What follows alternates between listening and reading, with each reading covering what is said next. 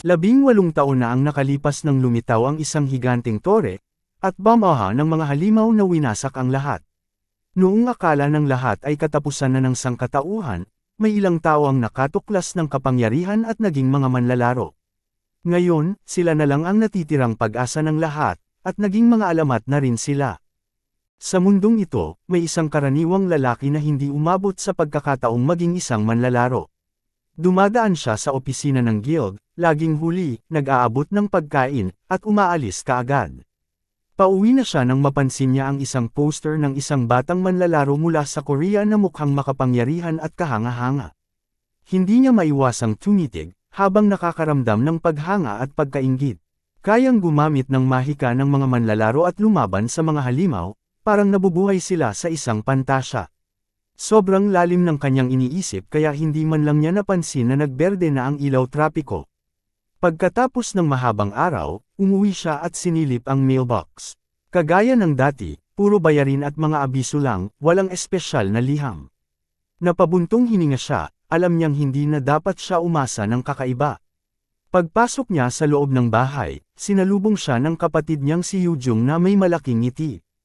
Tinanong niya kung bakit gising pa ito, at sinabi nitong tinatapos lang ang ilang takdang aralin. Naisip niya kung tulog na ba ang kanilang ina, at iminungkahing masahihin ito.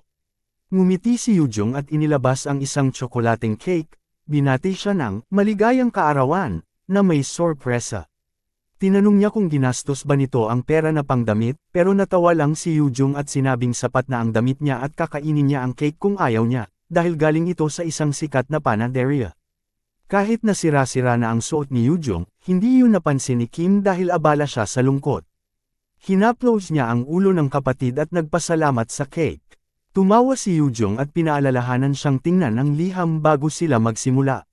Nang tiningnan niya ng mabuti, may nakita siyang liham, paanyaya mula sa Korean Players Association. Sandaling natigilan siya habang unti-unting nauunawaan ang lahat. Mahigpit siyang niyakap ni Yujung at sinabing gusto lang niya itong sorpresahin.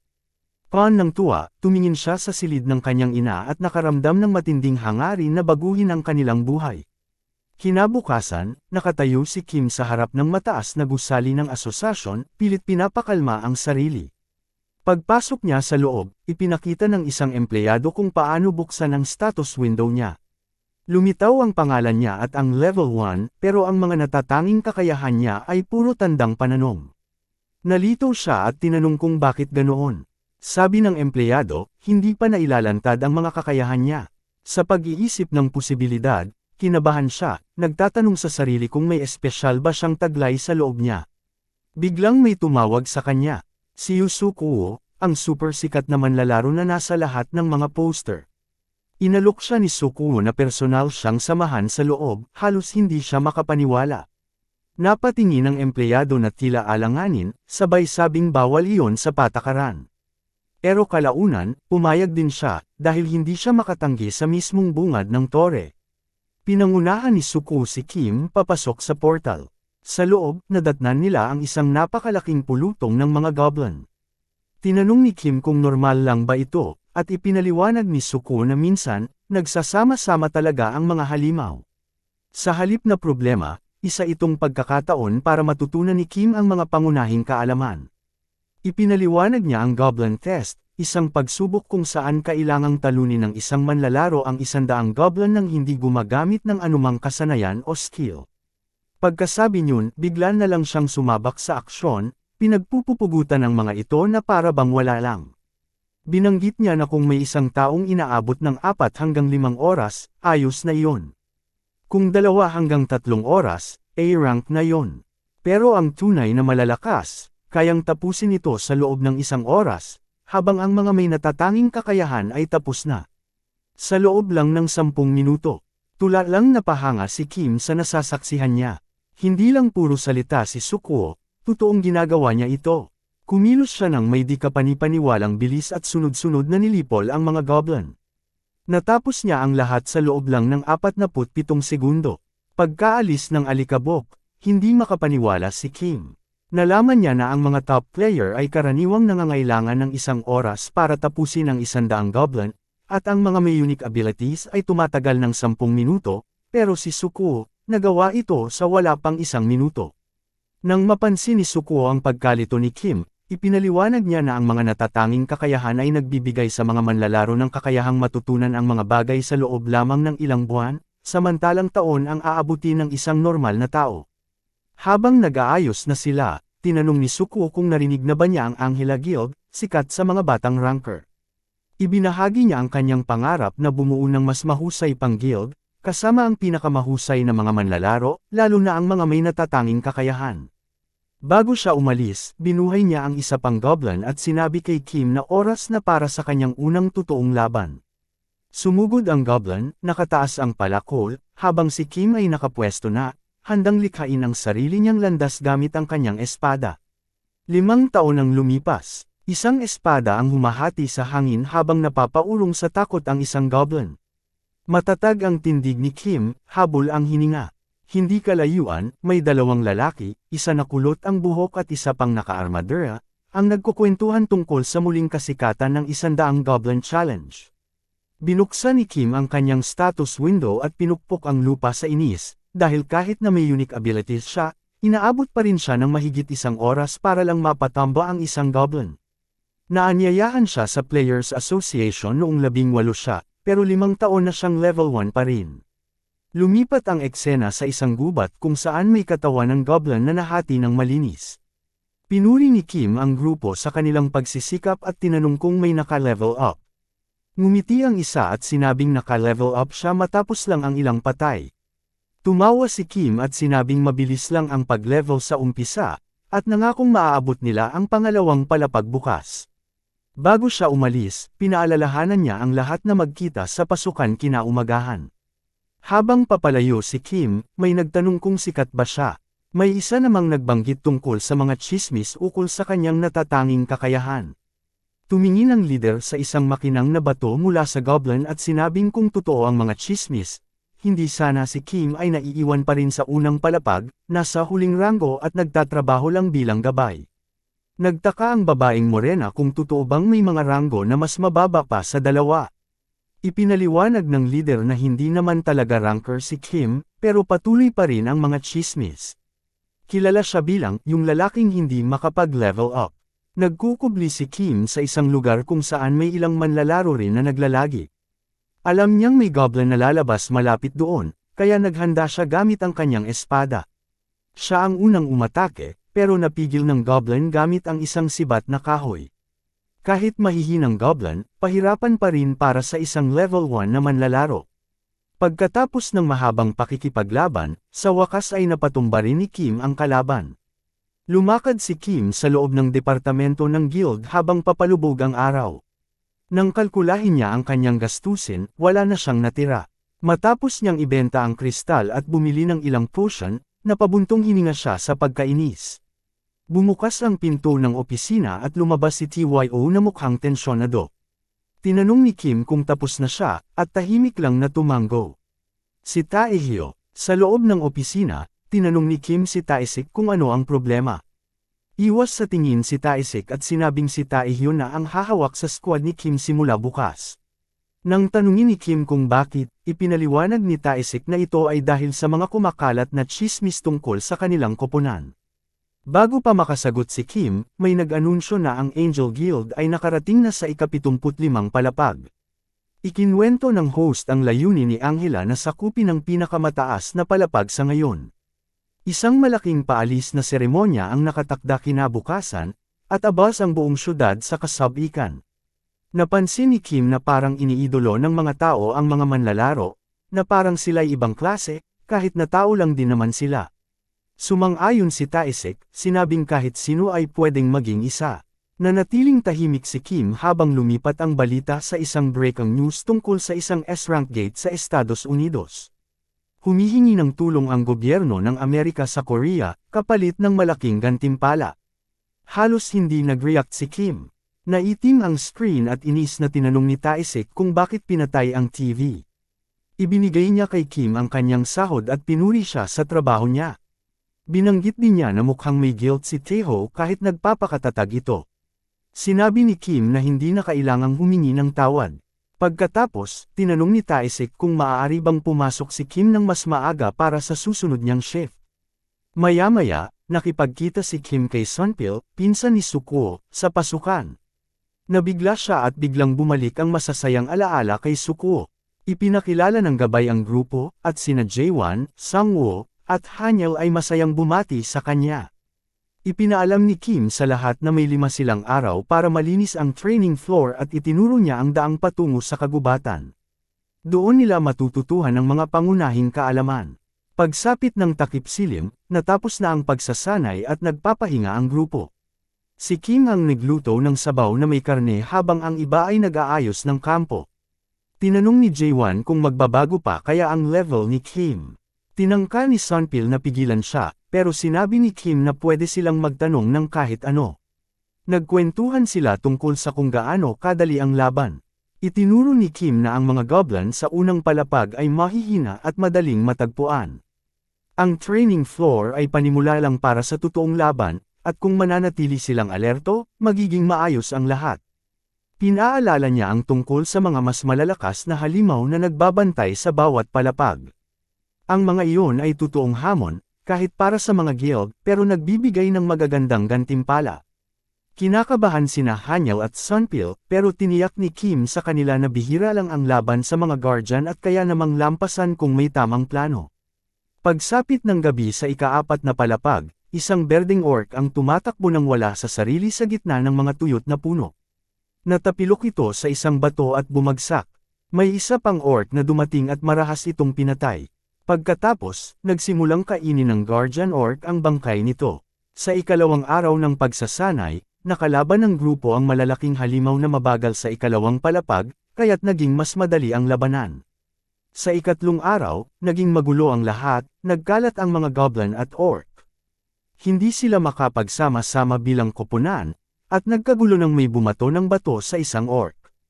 Ngunit sa katunayan, bahagi pala iyon ng plano ni Kim.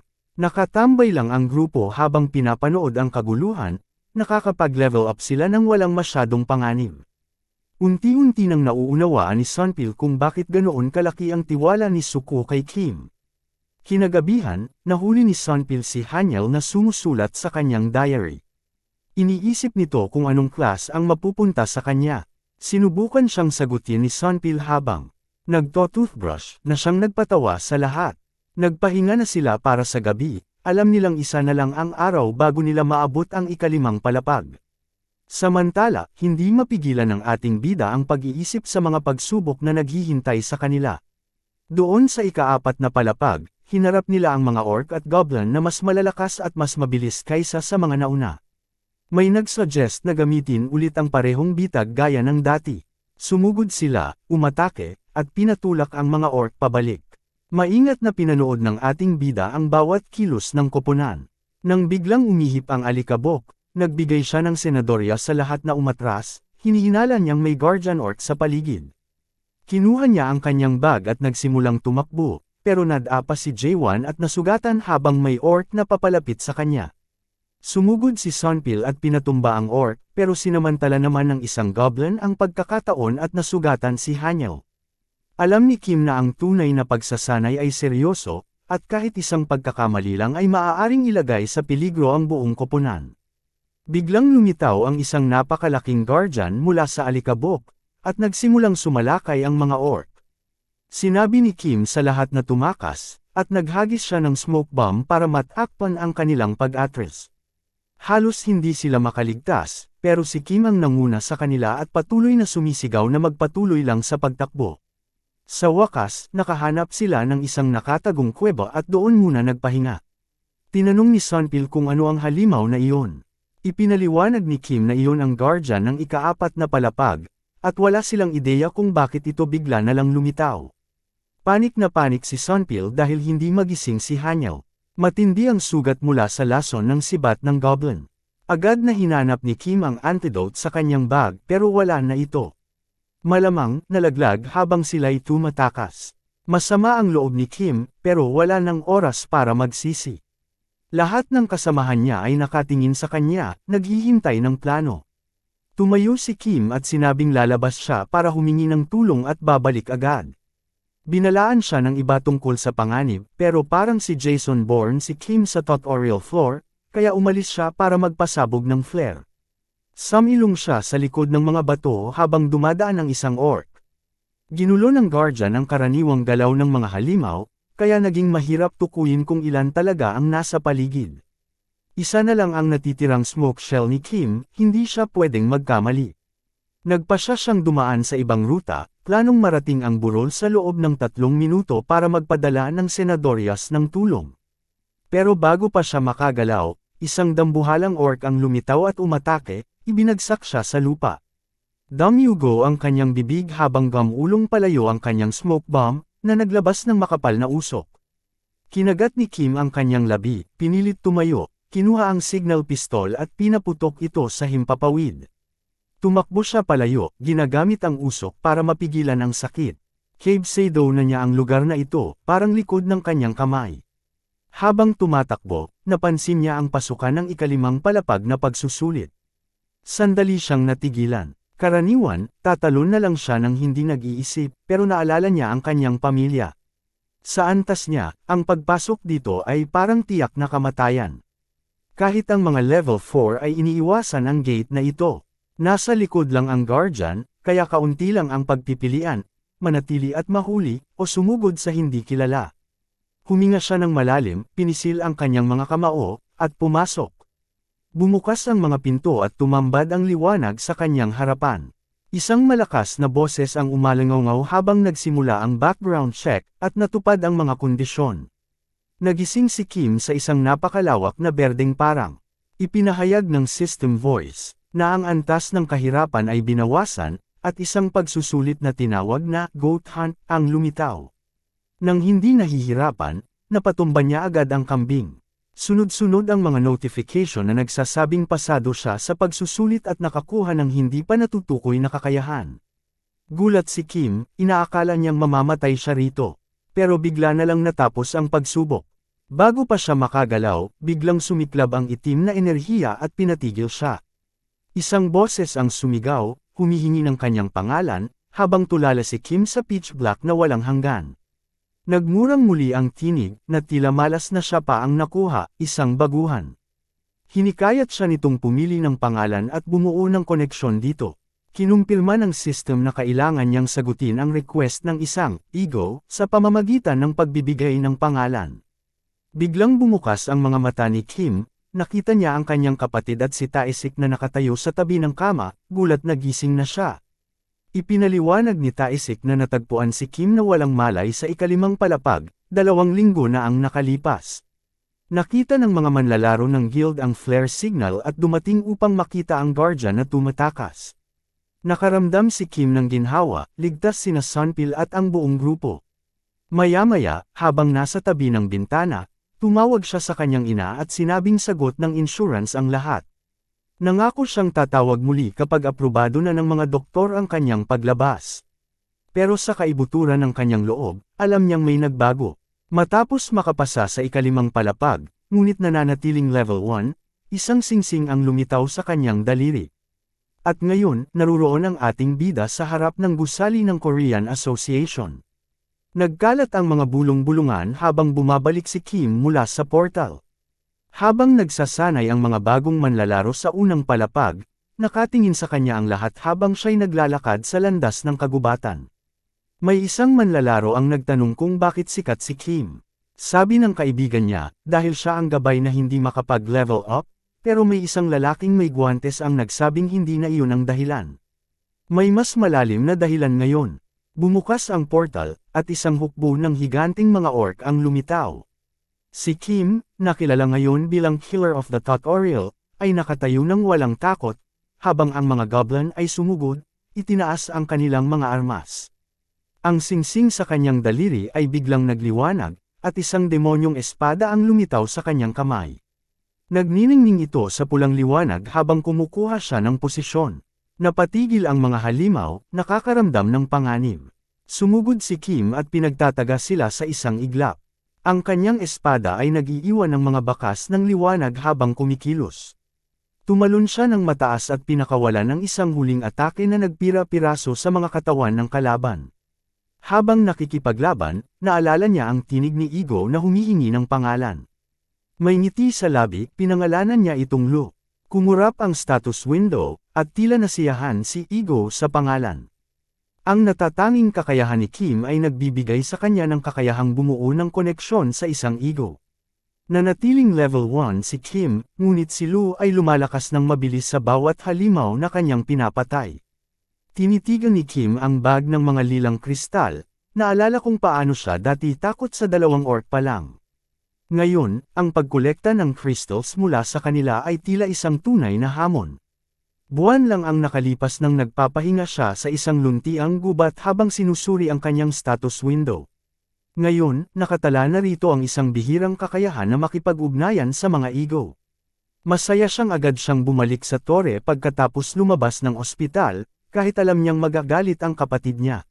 Sa wakas, may pagbabago na sa kanyang info window matapos ang 5 taon. At alam niyang hindi siya maaaring manatiling walang ginagawa. Ngayon, wala talaga siyang ideya kung paano makipag-ugnayan sa isang Igo. Nagsimula siyang sumigaw ng kung anong tila mahiwagang orasayon habang iwinawagayway ang kanyang mga kamay, ngunit walang nangyari. Nena si Kim at naupo, napagtanto niyang nakakahiya ang hitsura niya. Habang unti-unting naiilang sa sarili dahil sa pagbanggit kay Lu, biglang lumitaw ang isang pulang liwanag at may lumutang na bilog na bola. Mula rito, narinig niya ang tinig ni Igo na nagsasabing na-summon na si Lu ngunit wala pa itong forma, dahil hindi pa alam ni Kim ang kanyang ginagawa. Kaya't bukas pa ang posibilidad kung ano ang anyo ni Lu. Sinimulang higupin ng bola ang mga bagay sa paligid nito, kasama ang enerhiyang madilim at maliwanag. At bigla na lang, sinimulan nitong higupin ang lahat ng nasa paligid, including ang bag ni Kim na puno ng kristal, pati ang kanyang mga damit. Halos hindi niya mapigilan na matanggal pati ang kanyang underwear habang umiikot ang malakas na hangin. Pagkatapos, hamupa ang enerhiya, at isang itim na demonyong espada ang lumutang sa ere. Napatingin si Kim na parang hindi makapaniwala, totoo ba talagang si Lu ito? Bumukas ang pulang mata ng espada, tinawag siyang tanga, at pinagalitan dahil sa pagtatanong ng parehong tanong ulit. Pinulot ni Kim ang espada at tinanong kung ano ba talaga ang isang Igo. Hinala niya, baka parang kaluluwa ito, pero mabilis siyang itinama ni Lu, na sabing malayo iyon sa katotohanan. Habang nasa mga kamay na ni Kim si Lu, nagreklamo ito na parang minamaliit siya. Tinanong ni Kim kung kaya ba nitong gumalaw ng mag-isa, ngunit sagot ni Lu, hindi. Sunod niyang tinanong kung pwedeng mapunta sa iba ang isang Igo, at paliwanag ni Lu, posible lang iyon kung pumayag ang orihinal na may-ari. Bago pa makapagtanong ulit si Kim, nagbabala si Lu na kapag namatay ang may-ari, mamamatay din ang Igo, kaya't walang saysay ang pagtataksil. Na-curious si Kim at tinanong kung nakakaramdam ba si Lu ng sakit. Muli, sagot nito ay hindi. Nang hindi nagdadalawang isip, pinulot ni Kim ang isang bato. Biglang lumitaw ang isang notification na nag-aalok na i-activate ang pain sensation. Pinili niya ito, at handang ipa-experience kay Igo ang tunay na lasa ng buhay. Matapos ang huling laban kay Orc, nakakuha ng karanasan si Lu, nag-level up, at tumaas ang stats sa bawat kalabang na patumba. Nang matapos ang laban, napansin ni Kim na matagal nang naroon si Lu kaya siya'y naging curious. Tinanong niya si Lu kung namimiss ba nito ang dating panahon. Inamin ni Lu na sa tuwing naaalala niya ang mga panahong iyon, tumataas ang kanyang pagnanais na pumatay, isang bagay na ikinahihiya nito. Nabigla si Kim sa sinabi, pero agad na pinuri ni Lu ang vibe ni Kim at binago ang usapan. Bitbit ang backpack na puno ng crystals, natapos nila ang kanilang pangangaso. Iminungkahi ni Kim na subukan nilang mag-explore sa labas ng gate sa susunod. Ngunit binalaan siya ni Taisik na huwag, dahil 4 na American rankers ang kamakailan lang ay namatay matapos mapagkamalang F-rank ang isang C-rank gate. Kakaiba. Muling nagsimulang lumitaw ang mga gate matapos ang 23 taon, halos kasabay noong una niyang makilala si Lu. Hindi na lang ito pinansin ni Kim at uminom sa kanyang tasa. Muling nagbabala si Taisek, pero nanahimik lang si Kim. Bago umalis, nagpasalamat siya, at nagbiro si Taisek sa pagtawag sa kanya na Tutorial Killer. Sinabihan siya ni Kim na tigilan na iyon, sakto namang bumukas ang elevator. Sinenyas ni Kim ang cellphone niya. Kahit may babala, hindi na siya pwedeng umatras, halos interes lang ng utang niya ang nasa sagot niya. Habang nag-scroll ng mga trabaho bilang gate hunter, nag-click siya sa isa at tumawag, kumbinsido siyang wala namang masamang mangyayari. Kalaunan, sa isang coffee shop, nakasalubong ni Kim ang kanyang squad leader na si Song-soo. Matapos ang maikling pagpapakilala, tinanong ni Song-soo kung ito ba ang unang gate hunt ni Kim. Tumango si Kim at iniabot sa kanya ni Song-soo ang kontrata kung saan nakasaad kung paano hahatiin ang loot at ang mga posibleng penalty. Napagkasunduan nilang ang pamamahagi ng kagamitan ay dadaan sa lottery system. Pagkatapos basahin ni Kim ang kontrata, sinabihan siya ni Song-soo na magkita sila sa Guri Station sa loob ng 2 araw, at binigyang diin na hindi pwedeng malate. Dumating ang araw ng hunt, at nagsimula ng magtipon ang mga hunter sa harap ng gate. Bagamat kaunti ang loot mula sa mga ongoing gates, mas ligtas ito kaya patok sa mga hunters. Pumasok na ang grupo sa dungeon. Napansin ni Kim ang 2 bagong swordsman na nasa unahan, kasunod ang isang lalaki at isang babae na tila nagkakapwa kung paano magtulungan, lahat kasi sila'y nagkakilala lang online habang naghahanap ng racket. Bigla na lang itinaas ni Song-soo ang kamay, hudyat na huminto ang lahat. May tunog na kumakalabog mula sa kailaliman ng dungeon. Hinugot niya ang kanyang pana at nagbabala na may paparating na mga halimaw. At doon na nga, isang grupo ng mga bangkay na naglalakad ang biglang sumugod sa kanila. Sumigaw si Song-soo para tawagin ang tank, na agad tinaas ang kanyang kalasag, sakto sa pagbangga ng isang halimaw. Sumugod ang 2 swordsman sa unahan habang si Song-soo ay nagpapakawala ng pana, direktang tumama sa ulo ng isang zombie. Kahit na tinatamaan na ang mga ito, matitibay pa rin ang mga undead. Sa isang iglap, sumali si Kim sa labanan at nagsimulang tag-in ng mga zombie sa kahindik-hindik na bilis. Sa loob lamang ng ilang saglit, nakabulagta na sa lupa ang lahat ng zombie, at nagkalat ang dugo sa paligid. Nakatayo lang ang buong grupo, tulala sa kanilang nasaksihan. Bago pa man makapagpakawala si Song-soo ng isa pang palaso, tapos na agad ang laban. Nagpahinga ang grupo sa tabi ng pader ng dungeon. Sabi ng tank, mas mabilis nilang nalilinis ang dungeon dahil kay Kim. May isa namang swordsman na napansin na ang kilos ni Kim ay hindi tumutugma sa isang karaniwang level 7 player. Napangiti lang si Kim at sinabing maswerte lang siya. Nagtawanan sila habang inaalala kung gaano kadali niyang tinalo ang mga halimaw, at may nagbiro pang gusto niyang sumali sa team ni Kim. Si Song-soo, nakatutok sa kanyang mga palaso, ay hindi pinansin ang usapan. Aminado ang iba na utang nila ang kanilang buhay kay Kim, ngunit agad silang pinaalalahanan ni Song-soo na oras na para gumalaw. Tiningnan ni Kim si Lu, na nagrereklamo sa malasang dugo ng zombie. Hindi na ito pinansin ni Kim at sinabi niyang nakasilyo ang boss room. Napansin ng grupo ang pag-ulong na pag-uusap niya at nagtinginan sa isa't isa. Sa boss room, nadatnan nila ang malalaking bakal na harang sa daan, malamang para ikulong ang halimaw. Sinimulang ipaliwanag ni Song-soo ang plano, ngunit pinutol siya ng tank, sabing alam na nila ang mga batayang hakbang. Napakunot-noo si Song-soo at binalaan ng grupo na kahit isang pagkakamali lang ay pwedeng bumagsak ang lahat. Napailing ang blondeng swordsman sa inis, at kagatlabi lang ang sorceress sa ilalim ng matalim na tingin ni Song-soo. Ginamit nila ang isang espesyal na solusyon para tunawin ang mga bakal, at tahimik silang pumasok sa boss room. Umakyat si Song-soo sa isang mataas na ledge at pinakawala ng isang explosive arrow, kumidlat ito ng kuryente at tumama sa dambuhalang halimaw. Nagngingit-ngit ang boss, nag-aapoy ang mga mata, at nagsimulang magwala.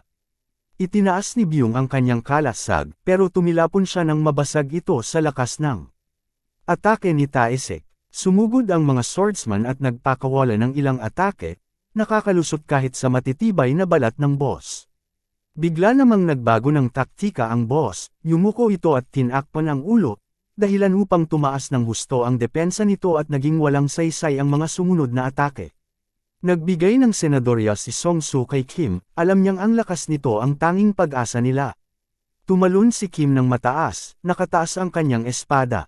Habang nasa ere, may boses na umalangaw-ngaw sa kanyang isipan, sinasabing mas lumalakas na ang pagsasanib nila ni Lu. Sa isang malakas na paghampas, pinakawalan ni Kim ang pulang kidlat na gumuhit sa hangin. Namangha ang mga swordsman at ang tank. May lumitaw na notification, natalo na nila ang guardian ng talent gate at nakakuha sila ng karagdagang karanasan mula rito. Napatulala ang babae at si Song-soo habang pinapanood si Kim. Nanatiling nakatayo si Kim, hirap paniwalaan ang kanyang nakita. May isa pang notification na lumitaw, nakakuha siya ng bagong skill na tinatawag na cannibalism, na nagpapahintulot sa kanyang makabawi ng lakas sa pagkain ng mga bangkay. Nakalatag ang katawan ng boss sa gitna ng silid habang pinagmamasdan ng grupo ang tanawin. Nilapitan siya ni Nabyung at ng swordsman, hinawakan siya sa balikat at sabay tanong kung pwedeng makuha ang number niya. Tinawag ni Song-soo ang pansin ng lahat at ipinakita ang isang paralyzing dagger na nakuha nila bilang loot. Ipinaalala niya sa lahat na kailangang magbunutan para patas ang hatian. Tinapik ng tank si Kim sa balikat at nagbiro kung gusto ba niya ang dagger. Ngunit napakunot noo si Kim at sinabing ang dapat makakuha nito ay ang talagang gumawa ng trabaho, at siya at si Dayo ay susuporta roon. Nagtawanan ang iba, tinutokso si Kim na kunwari hindi pa rin sila napapansin. Pagkatapos ng 5 taon bilang isang gabay, madalas ay nababasa na ni Kim ang ugali ng mga tao, pero kakaiba ang kilos nila ngayon. Sa kabila ng silid, kalmadong nakaupo si Song-soo at isang babae. Malinaw na may itinatago sila. Kinuha ng pinuno ng grupo ang ilang buto mula sa bulsa niya, handang hatiin ang mga nakuhang gamit. Nagkatinginan ang espadador at ang tangke. At bigla na lang tumalon ang tangke at inundayan ng espada si Song-soo, direkta sa puso. Pero bago pa man tumama ang talam, sinalunan ni Song-soo ang braso ng umatake at ibinato ito sa likod niya. Bumagsak sa lupa ang tangke at napangiwi sa sakit. Tumangala ito at tinanong kung ito ba'y isang patibong. Hindi sumagot si Kim. Alam niyang isang maling galaw lang at handa na siyang pumatay. Nanigas si Dao nang sabihang kumilos.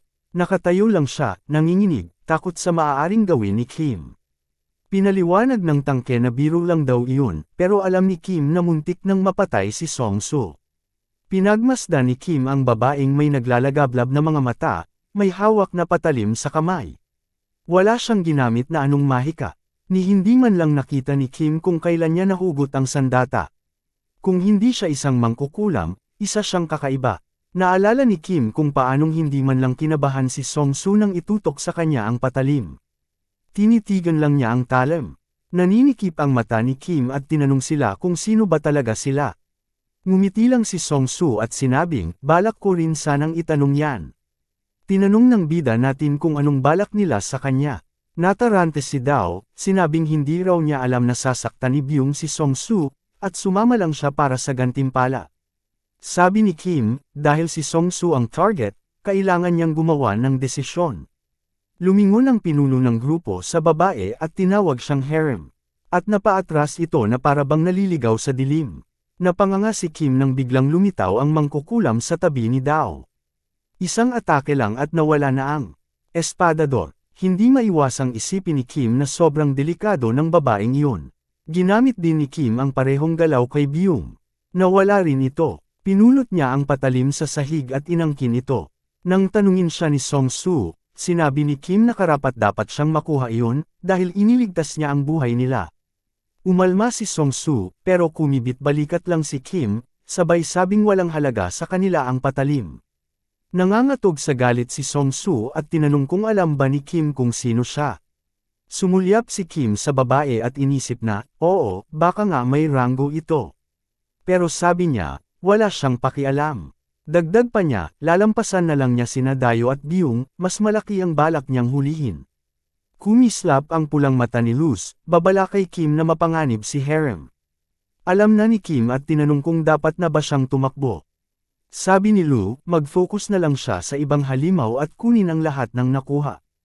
May lumitaw na abiso, si Lu ay sumisipsip ng stamina ng zombie. Excited si Kim na manghuli pa at tinanong kung ano ang pakiramdam. Sumimangot si Lu at sinabing napakapangit ng lasa ng dugo ng zombie. Ginawang singsing ni Kim ang kanyang espada at lumabas na ng dungeon dahil wala nang natitirang zombie. Samantala, pinalakas ni Lu ang kanyang liksi, lakas, at stamina mula sa mga halimaw. Iniisip niyang pumasok sa rewards room. Nakabagsak sa sahig ang bangkay ng tagapagbantay ng pinto, kailangan nila ito para makuha ang gantimpala. Habang paabot na siya sa bangkay, napatingin siya sa isang liwanag sa pader. Tinanong niya kung andin na ba ang ilaw na yun kanina. Nang katukin niya ang bahagi ng bato kung saan nanggagaling ang liwanag, napagtanto niyang hangkag ito. Hinawakan niya ang espada at nagmungkahi na sirain ang pader, at sumang-ayon si Igo. Inundayan niya ng espada, pero sinubukang pigilan siya ni Lu sa huling sandali.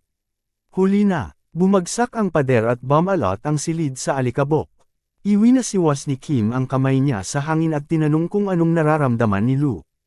Sabi ni Lu, parang may isa pang Igo sa paligid. Napalaki ang mata ni Kim sa gulat. Naisip niyang kung paulit-ulit na lumalabas si Igo sa mga dungeon, ano kaya ang ginagawa nito sa loob ng 5 taon? Halos matawag ni Lu na tanga ang kanyang amo, pero pinigilan niya ang sarili at iminungkahing hanapin na lang nila si Igo. Nag-aalangan si Kim kung may tinatago pa ba ang luma at sirang gate na ito, pero hindi sang-ayon si Lu. Sa gitna ng silid, may isang puting espada, parang Excalibur, na nakabaon sa bato. Naisip ni Kim kung dapat ba niya itong kunin. Pagdapol ng mga kamay niya sa hawakan ng espada, isang matinding liwanag ang lumaganap sa silid. Narinig niya ang tinig ni Igo, nagtatanong kung dumating na ba ang kanyang tunay na amo. At sa isang iglap, nasa loob na siya ng isang puting espasyo, may pamilyar na pakiramdam. Lumingalinga siya at tinanong kung ang tinig ba ay mula sa Igo ng espada. Sabi ng tinig, matagal na siyang naghihintay sa kanyang amo at nais nitong makarinig ng tugon, lumulutang sa pagitan ng manipis na ulap ng liwanag. Sabi ni Kim, hindi siya ang amo nito, pero gusto niya sanang maging isa. Nagtanong ang tinig kung anong pangalan ang gusto niya. Masiglang sagot ni Kim, tatawagan niya itong L. Biglang lumitaw ang puting espada sa kanyang mga kamay. Habang sinusuri niya ito, nagsimulang gumuho ang kisame ng lihim na silid. Lumabas ang isang abiso, ang demonyong konektado kay L ay nagising. Bumagsak ang mga bato kasabay ng malakas na ugong. At sinabi ni Igo kay Kim na kailangan niyang makaalis agad. Napansin ng mga Igo ang isa't isa at agad nagsimulang magtalo, pareho gustong magpakilala. Mabilis na umalis si Kim, sinasabing tumahimik na sila.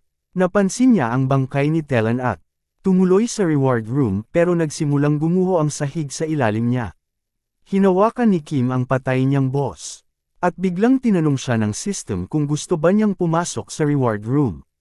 Mula sa kung saan, isang alon ng enerhiya ang bumalot sa kanya sa gitna ng malamlam na liwanag, habang isang higanteng kahel na mata ang biglang lumitaw malapit sa gate. Sakto lang siyang na-teleport palayo. Naglaho ang gate, at nakakuha siya ng bonus reward dahil siya ang tumapos dito. May mga taong nagtipon sa lugar kung saan naroon ang dungeon entrance, habang isang anchor ng balita ang nag-uulat tungkol sa kakaibang gate at mga lumalawak na chismis. Naisip ni Kim na naglaho ang gate kaagad matapos siyang umalis, na maaaring magdulot ng hinala sa kanya. Nakakuha siya ng 30 purple crystal at isang blue guardian amulet bilang gantimpala. Pinapataas ng amulet ang enerhiya at nagbibigay proteksyon sa mga minor na sakit. Pero hindi pa rin ito kayang pagalingin ng kanyang ina. Ang pagbenta ng crystals ay sapat na para sa kanyang panggastos sa pagpapagamot nito. Nagdesisyon si Kim na muling akyatin ang tower. Sa test floor, wala nang halimaw. Isang syudad na ang nakatayo sa ikalimang palapag, napapalibutan ng mga tao. Hindi niya maiwasang humanga rito. Dati niya nang nalinis ang 5th floor, at natagpo ang walang malay sa 6th. Pinabagsak niya ang mga blue dragon na parang bihasa. At ang mga goblin sa ikapitong palapag ay bumagsak lamang sa ilang hampas ng espada. Sa ikawalong palapag, sinilaban niya ng kidlat ang dragon mob. Ngayon, nakatayo siya sa ikasyam na palapag, napapalibutan ng matutulis na bato at may dalawang makinang na espada. Hindi pa ganoon katagal nang hindi niya man lang maisip ang ganitong kapangyarihan. Pumasok pa sa isip niya si Suko, na nagpapaalala sa kanya na hindi lang level ang mahalaga. At kung magpapatuloy lang siya, unti-unting magbubukas ang kanyang natatanging kakayahan. Ngumiti si Kim habang kumikislap ang mga singsing sa kanyang kamay. Masaya na tumaas ang L level niya. Kahit hati ang karanasan, napansin niyang mas lumakas siya dahil sa fusion. Napatingin siya kay L, iniisip kung may kinalaman ba ito sa demonyong nakakulong sa loob. Pero humingi ng paumanhin si L, dahil hindi niya maalala. Baka nga ang malaking matang iyon ay isang tunay na demonyo. Iniisip niyang habang lumalakas ang ego niya, lalo rin siyang magiging malakas. Sinenyasan niya ang info window ni Lu at nagpa siya. Panahon na para manghuli ng mas maraming ego. Nang tanungin ni Lu kung saan, ngumiti si Kim at sinabing, "May alam akong lugar." Lumipat ang eksena sa isang auction building, kung saan may mga taong nagtataasan ng bid sa isang anti-gang florera na naibenta sa halagang 170 milyon at isa. Habang nasa gitna ng crowd, naisip ni Kim kung nakakaramdam ba ng kahit ano ang mga ego. Sabi ng mga singsing, wala. At tama lang dahil sobrang bihira ang ego. Pagkatapos, inanunsyo ng auction host ang huling item. Ang Bracelet of Wounds, na nagpapabilis ng paggaling. Nakakagulat, sinabi ng mga singsing na isa rin itong ego. Kalaunan, habang naglalakad sa kalsada at napapapikit sa inis. Naisip ni Kim na nakakapagod at sobrang mahal ang auction. Sabi ni Lu, ang Pulse Heiress talaga ang pangunahing atraksyon. Habang tinutokso naman siya ni Elle dahil wala siyang pera. Pero ngumiti pa rin si Kim. Dahil ang kanyang paralyzing dagger ay naibenta ng halos 100 million won. Pagkalabas niya ng tindahan, tumawag siya kay Tae-sik at nabanggit na mas mahirap pang humanap ng team kaysa pumatay ng halimaw. Binalaan siya ni Tae-sik na mag-ingat malapit sa mga gate. Habang naghihintay sa pedestrian lane, naisip ni Kim na ang pagiging stuck sa level 1 at walang gamit ay nangangahulugang hindi siya makakarank up o makakagawa ng sariling estratehiya. Wala siyang masyadong magagawa, kaya nagbiro na lang siya kay Tae-sik tungkol sa pag-login para ipagdiwang ang promo nito. Napatingin si Kim sa kanyang paanan at naisip na hindi naman siya nababahala sa pag-akyat ng tower, kahit mabagal ang progreso, dahil kailangan pa ring painumin si Lu ng dugo. Inangat niya ang hawak na pakete at sinabing, nakakuha siya ng beef. Tinutokso siya ni Lu sa pagiging kuripot. Kahit pa may malaki-laking kinita siya, pero nang punahin ni Kim ang pananalita nito, agad na humingi ng paumanhin si Lu. Ibinahagi ni Kim na noon pa man ay gusto na niyang kumita ng sapat para mas ligtas ang pakiramdam ni Yujung. Habang paakyat siya sa hagdan, may kumislap na bagay na tumama sa kanyang paningin. May dumaan na enerhiya sa hangin, at naisip ni Kim kung iyon ba ay isa na namang gate. Alam ni Kim na kung malaman ng mga saksi ang lokasyon ng gate, at ipaalam ito sa association, pwedeng mauwi ito sa kaguluhan. Ang unang taong makakakumpirma ng lokasyon ng gate, ang may karapatang umatake dito, at ibenta ang karapatan. Pinagmamasdan ni Tae-sik ang gate ng maigi. Nagtataka kung malapit ito sa tirahan ni Kim. Pero nang i-check niya si Kim, bigla siyang nabilawkan at nabuhusan ng kape ang sarili. Ngayon, handa na si Kim pumasok sa gate at kuhanin ang karapatan dito. At naalala niyang kailangan niyang mag-ingat. Pinuri siya ni Tae-sik sa progreso niya. At sinabing gusto niyang makipagkita sa isang kafe. Tinanong ni Tae-sik kung kumpiyansa ba si Kim sa kakayahan niya. Inamin ni Kim na mas malakas siya kaysa sa inaakala niya. At binanggit na nasa 11th floor na siya. Na alam na rin pala ni Tae-sik. Nagbitiw ng isang nakakagulat na balita si Tae-sik. Sinabing may 4 na araw si Kim para maghanda bago sila magkita. At kung hindi siya handa, hindi siya papayagang pumunta kahit saan. Pagkaraan ng 4 na araw, nasa basement na ng headquarters si Kim. Nakatingin sa mga armas at gamit na panangga na nakasabit sa mga pader. At napagtanto niyang baka minamaliit niya ang association. Tinanong siya ni Tae-sik kung interesado ba siyang sumali bilang miyembro, o gusto niyang manatiling hindi empleyado. Pero tumanggi si Kim sa pareho. Hindi pa siya handang mag-commit. Naalala niya ang mukha ni Tae-hyo, at nagkomento na kapag naging chief na si Tae-sik, mawawala na ang guide department. Sagot ni Tae-sik, sumali na si Theo sa Caravan Guild, at mukhang malaki na ang pinagbago nito. Habang pinupulupot ang manggas niya, tinanong siya ni Kim kung may dala ba siyang sandata para sa training. Tumawa si Tae-sik at sinabing, akalain mo siguro isa lang akong office worker kung ganun ang iniisip mo. Kumandat siya at ginawang kamao ang kamay. Biglang lumaki ang mata ni Kim sa gulat at tinaas ang mga kamay niya para ipagtanggol ang sarili habang bumubuhos ang pawis sa noo niya. Confident si Tae-sik at sinabing, nasa akin pa rin ang galing, kaya huwag mong maliitin ang isang top ranker. Itinaas niya ang kanyang mga kamay. Isang itim na aura ang bumalot sa kanya. At sinabing, sugod na. Biglang hinugot ni Kim ang kamay niya mula sa bulsa. Alam niyang hindi niya kayang patumbahin ang boss. Pero hindi rin siya papayag na basta na lang manunood. Lumiwanag ang mga mata niyang kulay amber, habang ang paa ng boss ay dumiretso sa ulo niya. Walang kabog-abog. Boom! May sumabog sa harap mismo niya. Kinagat ni Kim ang mga ngipin niya at dumausdas ang paa sa sahig. Lumuhod si Taesik habang tumalon si Kim paatros, hawak na ang espada. Tinitigan siya ni Taesik na parang nag-aalinlangan. At tinanong kung handa na ba talaga siya. Naisip ni Kim kung gaano kaibang level ang mga top ranker. Kumunat ang noo ni Taesik at sinabing magseryoso siya. Dahil kapag nawalan ka ng focus sa loob ng gate, tapos na ang laro. Kumunat din ang noo ni Kim at inamin na medyo naging mayabang siya. Kinagat niya ang mga ngipin niya. Ipinaalala sa sarili na hindi naman siya ganap na walang handa. Flashback, 4 na araw ang nakalipas. Sa game items market sa Dangdiman, may hawak na cellphone si Kim sa tenga, kunyaring may kausap. Habang sinasabi kay Lu na sobrang hina ng gamit niya, sumulyap siya sa gilid at sinabing, hindi talaga pwede tong mga gamit na ganito. At iminungkahing maghanap na lang sila ng ego. Sumingit si Elle, sabay sabing siya na ang magsasabi kung may lalabas na ego. Habang naglalakad si Kim sa tabi ng isang combat gear shop, napansin niya ang isang metal armor at tiningnan ito. Pangkaraniwang piraso lang ito, may defense rating na siyam.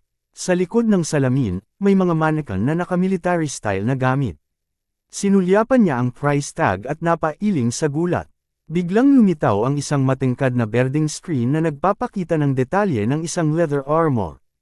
At ang presyo ay isang nakakagulat na 1.3 billion won. Naupo siya sa isang bench, reklamo ng reklamo na. Masyadong mahina ang mumurahing gamit. Pero sobrang mahal naman ang magaganda. Sa background, may batang sumisigaw na galit, sinasabing, Great Master ang lolo ko. May isa pang boses sa crowd na nagtanong, ano bang espesyal sa gear na wala namang item info? Napabuntong hininga ang bata at naglakad palayo. Iginiit na magaling talaga ang kanyang lolo. May isang lalaki ang sumagot. Ang tindahan na walang tunay na transaksyon, wala ring halaga. Lumapit si Kim sa bata, tinawag ito at tinanong kung pwede ba siyang dalhin sa tindahan ng lolo niya. Ngumiti ang bata at pumayag. Bumaba sila sa hagdan, papunta sa isang madilim na lugar. Medyo nagdadalawang isip si Kim. Pero cool lang sina Lu at Elle. Sabi pa nila, lahat ng suot ng bata ay may halong ego. May ego power ang batang ito. Kahit gawa-gawa lang. Ngumiti ang bata habang binubuksan ang pinto at sigaw. Lolo, may bisita ka. Habang papasok si Kim, mayabang na ipinagmamalaki ni Minso kung gaano kagaling ang kanyang lolo. Biglang nanlaki ang mata ni Kim. Pagpasok niya sa kwarto na puno ng gamit. Napagtanto niyang puro ego pala ang mga ito.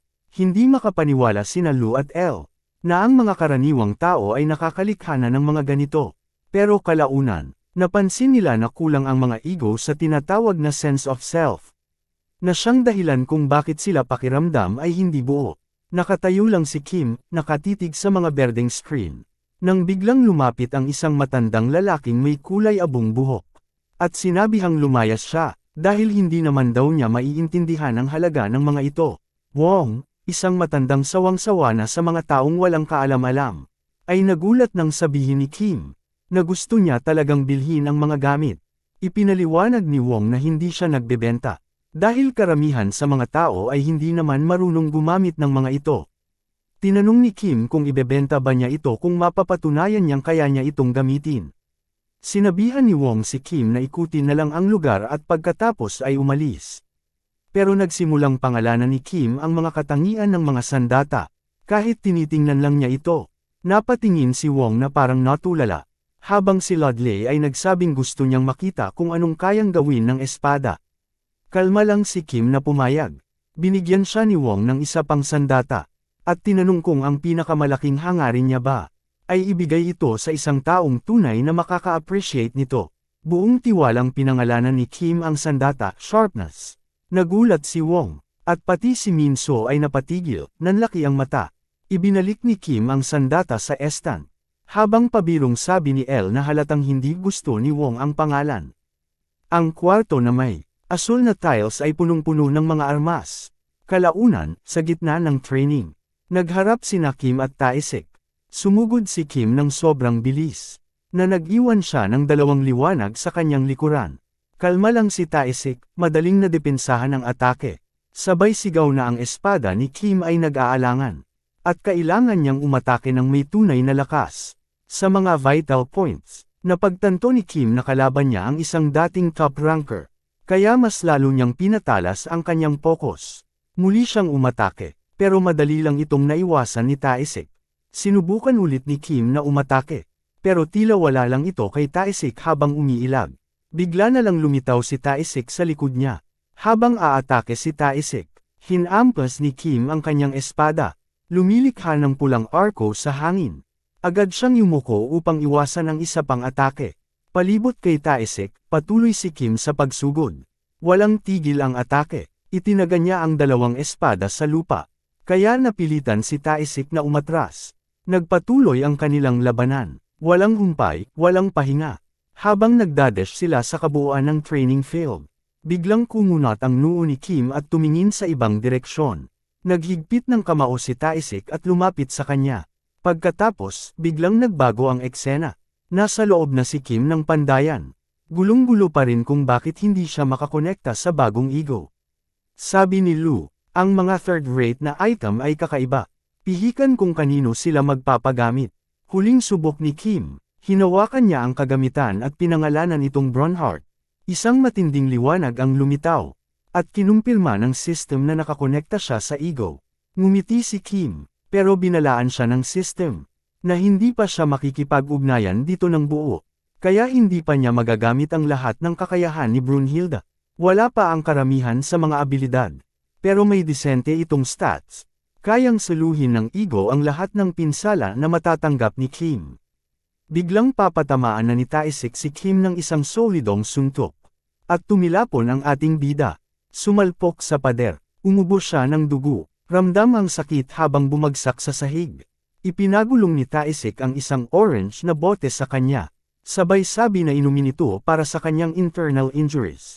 Nagtaka si Kim kung bakit ang isang napakamahal na potion ay nasa napakamurang lalagyan. Sabat ni Taesik, hindi ko nga iniisip na makakaskas mo man lang ako, kaya hindi ako nababahala sa test. Pero napansin niya na hindi lang ito basta aksidente. Planado ito ni Kim, at ngayon, pakiramdam niya ay lubos niyang na-underestimate si Kim. Nagpasalamat lang si Kim sa gear. May lumitaw na makinang na portal, at binalaan siya ni Taesik na kailangan nilang linisin ito, bago pa dumating ang mga agent sa loob ng isang linggo. May 5 araw si Kim. Pag hindi siya tapos, hahatakin siya palabas ni Taesik mismo. Mas mura raw iyon kaysa mag-hire ng staff mula sa association. Habang papalapit sa gate, paalala ni Taesik na huwag siyang magkumpiyansa, kahit pa F-rank lang ang kalaban. Ngumiti si Kim, naalala kung paanong nag-aalala si Taesik para sa kanya. Tulad ng isang ama, pumasok si Kim sa kumikislap na gate. Umaasang mananatili itong bukas. Nagtanong si Lo kung bakit kailangan niya ng permanenteng gate. Sagot ni Kim, kailangan muna niya itong linisin, para malaman kung hindi lang ito panlinlang na tower o dungeon. Pwede raw siyang kumita ng malaki rito. May isang lobo ang tumalon sa kanya, pero pinutol ito ni Kim sa isang malinis na hawi. Mas marami pang mga lobo ang lumitaw mula sa anino. Pulang-pula ang mga mata. Ngumiti si Kim, handa na siyang tagpasin ang mga ito at mag-level up.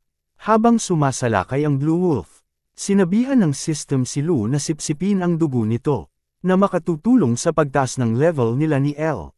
Nang kagatin si Kim ng lobo, ngumiti lang siya, sinalo ng Bronheart ang pinsala, at ibinalik ito. Nagkaroon ng maliit na pagsabog sa bibig ng lobo, at agad itong napatumba. Pagkatapos ng laban, napaupo si Kim sa lupa. Hingal na hingal, napansin niyang 5 oras na ang lumipas. Tumingin siya sa paligid at naisip, na parang mga orc ang mga kalaban dito. Marahil dahil F-rank lang sila, kaya pala mahirap pasukin ito ng solo. Pero ngayong pagkakataon, pabor sa kanya ang swerte. Naisip din niyang kailangan niyang tumaas ng level. At sa wakas, nakuha na niya ito. Ibig sabihin, pwedeng makita ang iyong level kahit wala kang gear. Kung malapit lang ang ego. Dahil dito, nananatili si Kim sa level 1. At hindi siya makakuha ng totoong rating. Nagsisimula ng magduda si Kim kung may silbi pa ba si Taesik. Sabi ni Elle, kapag tumaas na ang kanyang level at skills, baka magawa na nilang mag-usap kahit saan sila naruroon. Gusto ni Kim ang ideya, pero hindi niya alam kung paano pahuhusayan ang sarili.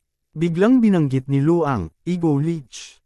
Hindi pa rin sigurado, tiningnan ni Kim ang status screen ni Lu. At napansin ang skill na tinatawag na cannibalism. Tinaas niya ang kilay at pabirong tinanong. Kung ibig bang sabihin nito ay kakainin nila ang isa't isa. Tinitigan lang siya ni Lu na parang nababaliw na siya. Pero ngumisi si Kim at tumawa. Ayaw na niyang palalimin pa. Kaya binuksan niya ang isang bag na puno ng purple crystals. At nagsimulang mag-isip kung kukuha ba siya ng backpack na may space expansion magic. May nakita siyang ilang makukulay na bote. At napansin ang isa na nagpapalakas ng strength. Inisip niyang baka makatulong ito para magkaroon ng mas maraming espasyo. Ininom niya ito, habang pabulong na sinabi, kailangan ko lang naman ng kaunting boost. Biglang sinabi ni Lu, na nakakaramdam siya ng pinakamalakas na aura sa lahat. At iniisip na baka may boss monster na malapit. Tumango si Kim at sinabing, buti na lang may buffs tayo. Habang naglalakad sila sa madilim na kuweba, nagtanong siya kung gaano na sila katagal doon. Dahil nag-aalala na siya baka mawala na ang epekto ng potion. May naramdaman si Elle sa paligid. Kaya lumingon si Kim. Sabi ni Lu, malapit na sila. Nang makita ni Kim ang liwanag sa unahan, sumang-ayon siya kay Elle na tama ito. Pero mabilis na sumabat si Lu at sinabing siya talaga ang unang nagsabi. Nilagay ni Kim ang daliri sa labi. Sabay sabing, tahimik ka nga. Sabi ng spirit, wala namang ibang nakakarinig sa kanila. Sabi naman ni Elle kay Lu, huwag kang bastos sa amo mo. Pagkalabas nila sa dungeon, ramdam ni Kim na, kalahati ng kapangyarihan ng gate ay naubos na ng boss.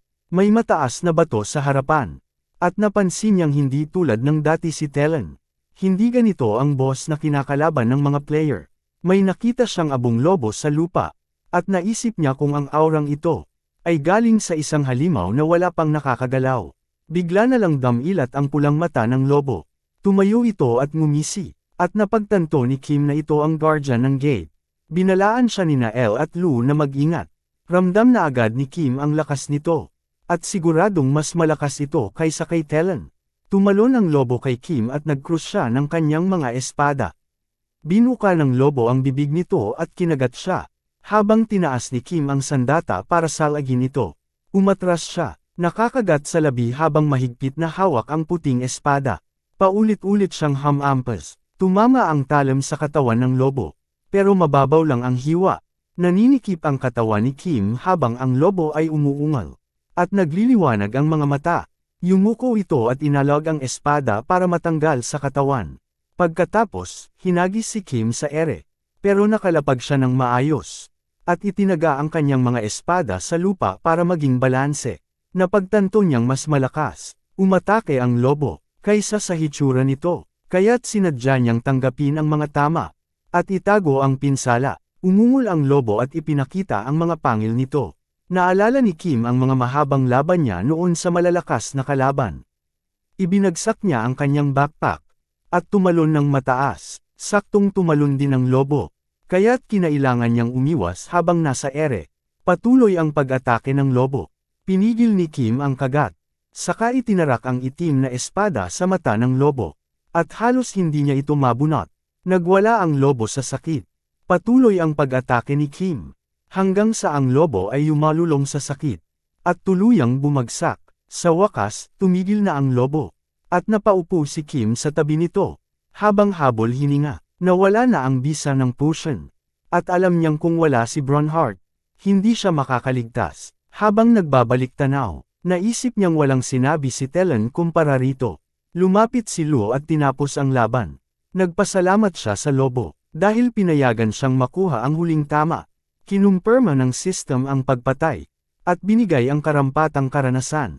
Sinipsip ng itim na espada ang dugo ng lobo, at nagsimulang magliwanag. Lumabas ang bagong mensahe. Nakuha niya ang dagdag na agility, kasama ang skill na cannibalism, na tumutulong sa pagbawi ng stamina kapag malubha ang pinsala. Nakatitig si Kim sa mga mensahe. Tulalang tulala, habang si Lu ay ginagamit ang halos buong katawan ng halimaw. May ilang patak ng dugo na tumama kay Kim. Hinawakan niya ng mahigpit ang espada, at pinanood habang unti-unting napupunit ang katawan ng lobo. Pagkatapos ay nagsalita ang system. Naabsorb ni Lu ang lobo na nagngangalang Changyong, at ginawang isang ego. Nakaupo si Kim sa lupa.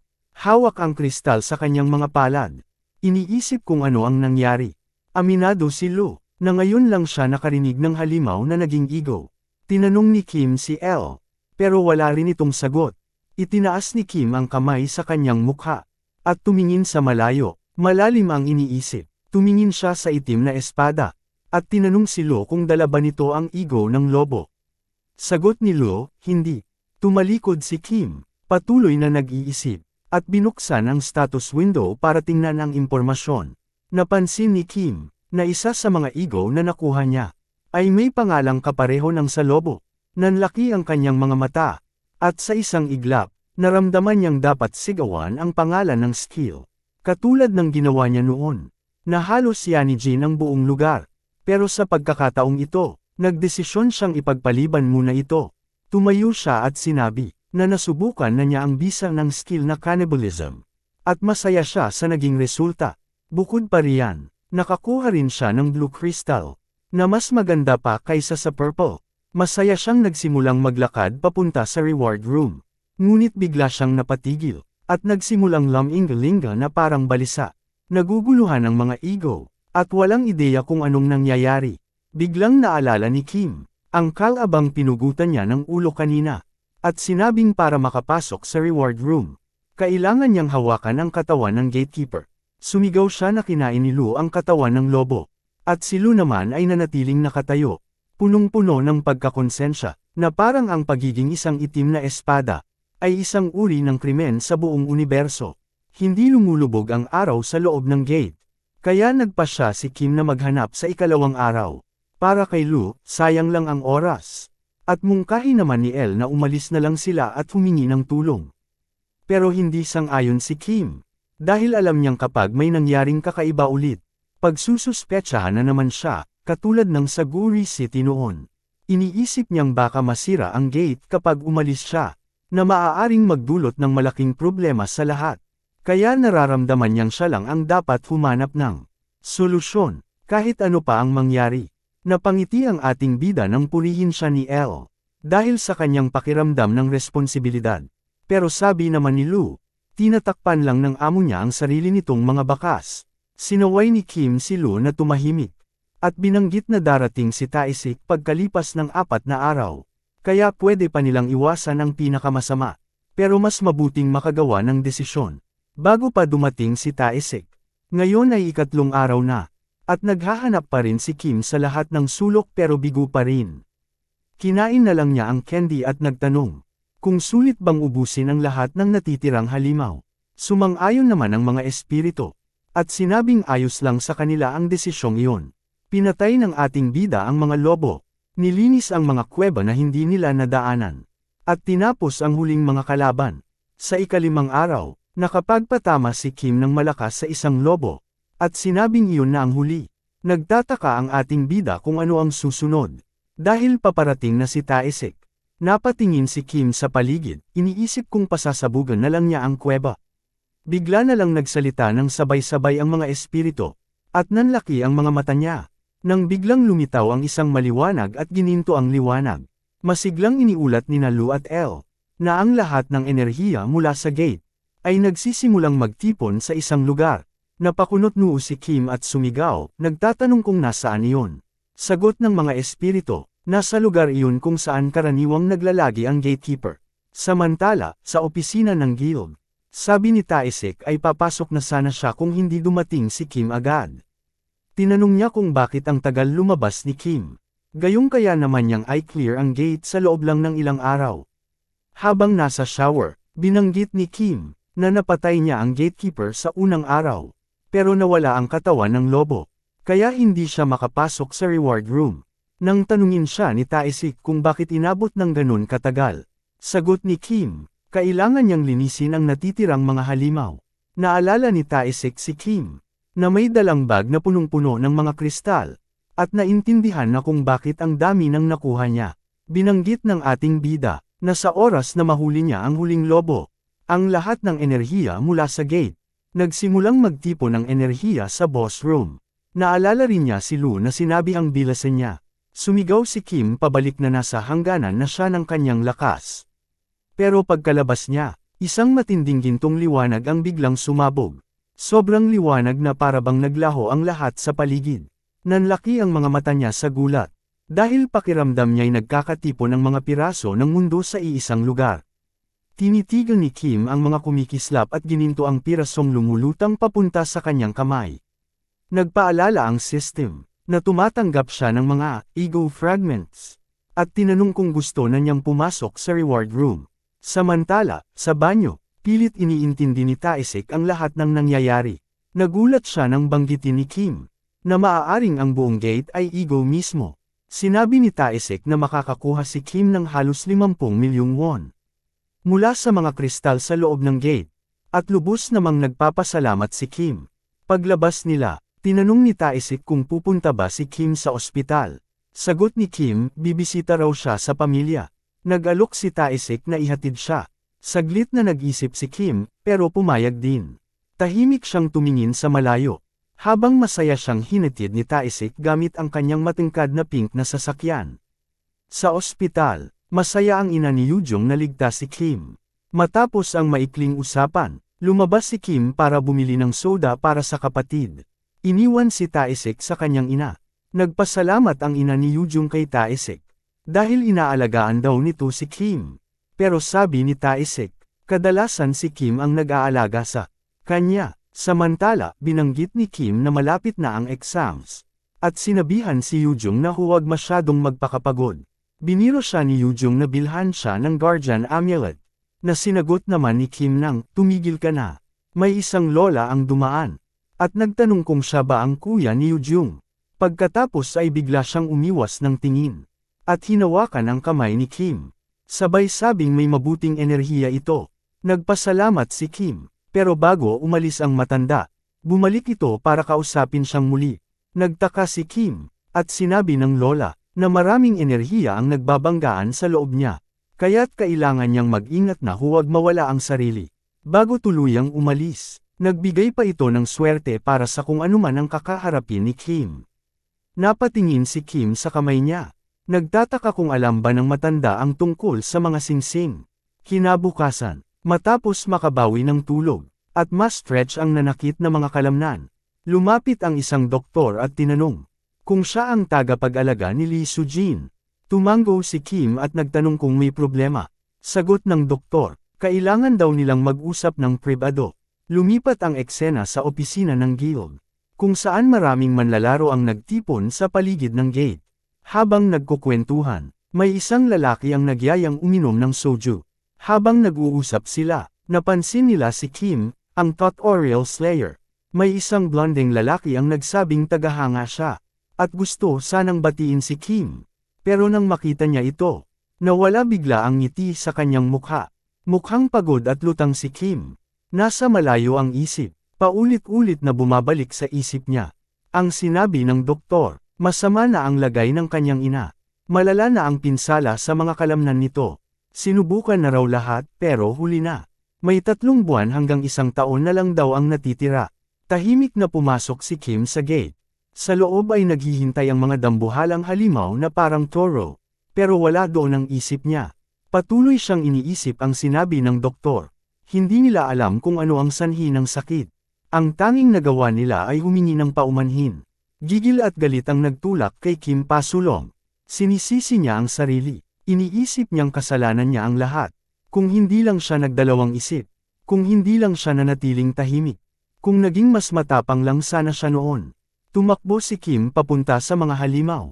Sobrang bilis niya. Isang mahina lang na liwanag ang naiiwan sa kanyang likuran. Hindi man lang nakareact ang mga halimaw. Bago niya sila tinadtad ng walang kapantay na lakas. Nakatayo siya sa isang basang burol habang umuulan. Handa siyang wasakin ang sinumang hamarang sa landas niya. Tinanong siya ni Lo kung nababaliw na ba siya, kung sinusubukan ba niyang tapusin ang sarili niyang buhay, at pinapaalalahanan siyang buuin ang sarili. Sumabat si Elle, sinabing malubha talaga ang kalagayan ng ina ng kanilang master. At halatang halata na hirap siya. Samantala, sa ika-70 palapag ng tore, sa gitna ng isang karamihan, nahuli ng presensya ni Kim ang atensyon ng lahat. Habang naglalakad siya na may mga backpack sa likod, nagbulungan ang mga tao, nag-iisip kung mga kristal ba ang dala niya, o kung matagal na niyang kinokolekta ang mga ito. Hindi sila makapaniwalang 2 linggo pa lang siyang nanghuhuli rito. Isang lalaki mula sa Red Player ng Smurf Guild ang lumapit kay Kim at tiningnan ang mga bag. Ngumiti ito ng pakunwari at tinanong kung mabigat ba ang mga iyon. Pero halata naman, na gusto lang talaga nitong makuha ang mga kristal sa loob. Hindi siya pinansin ni Kim.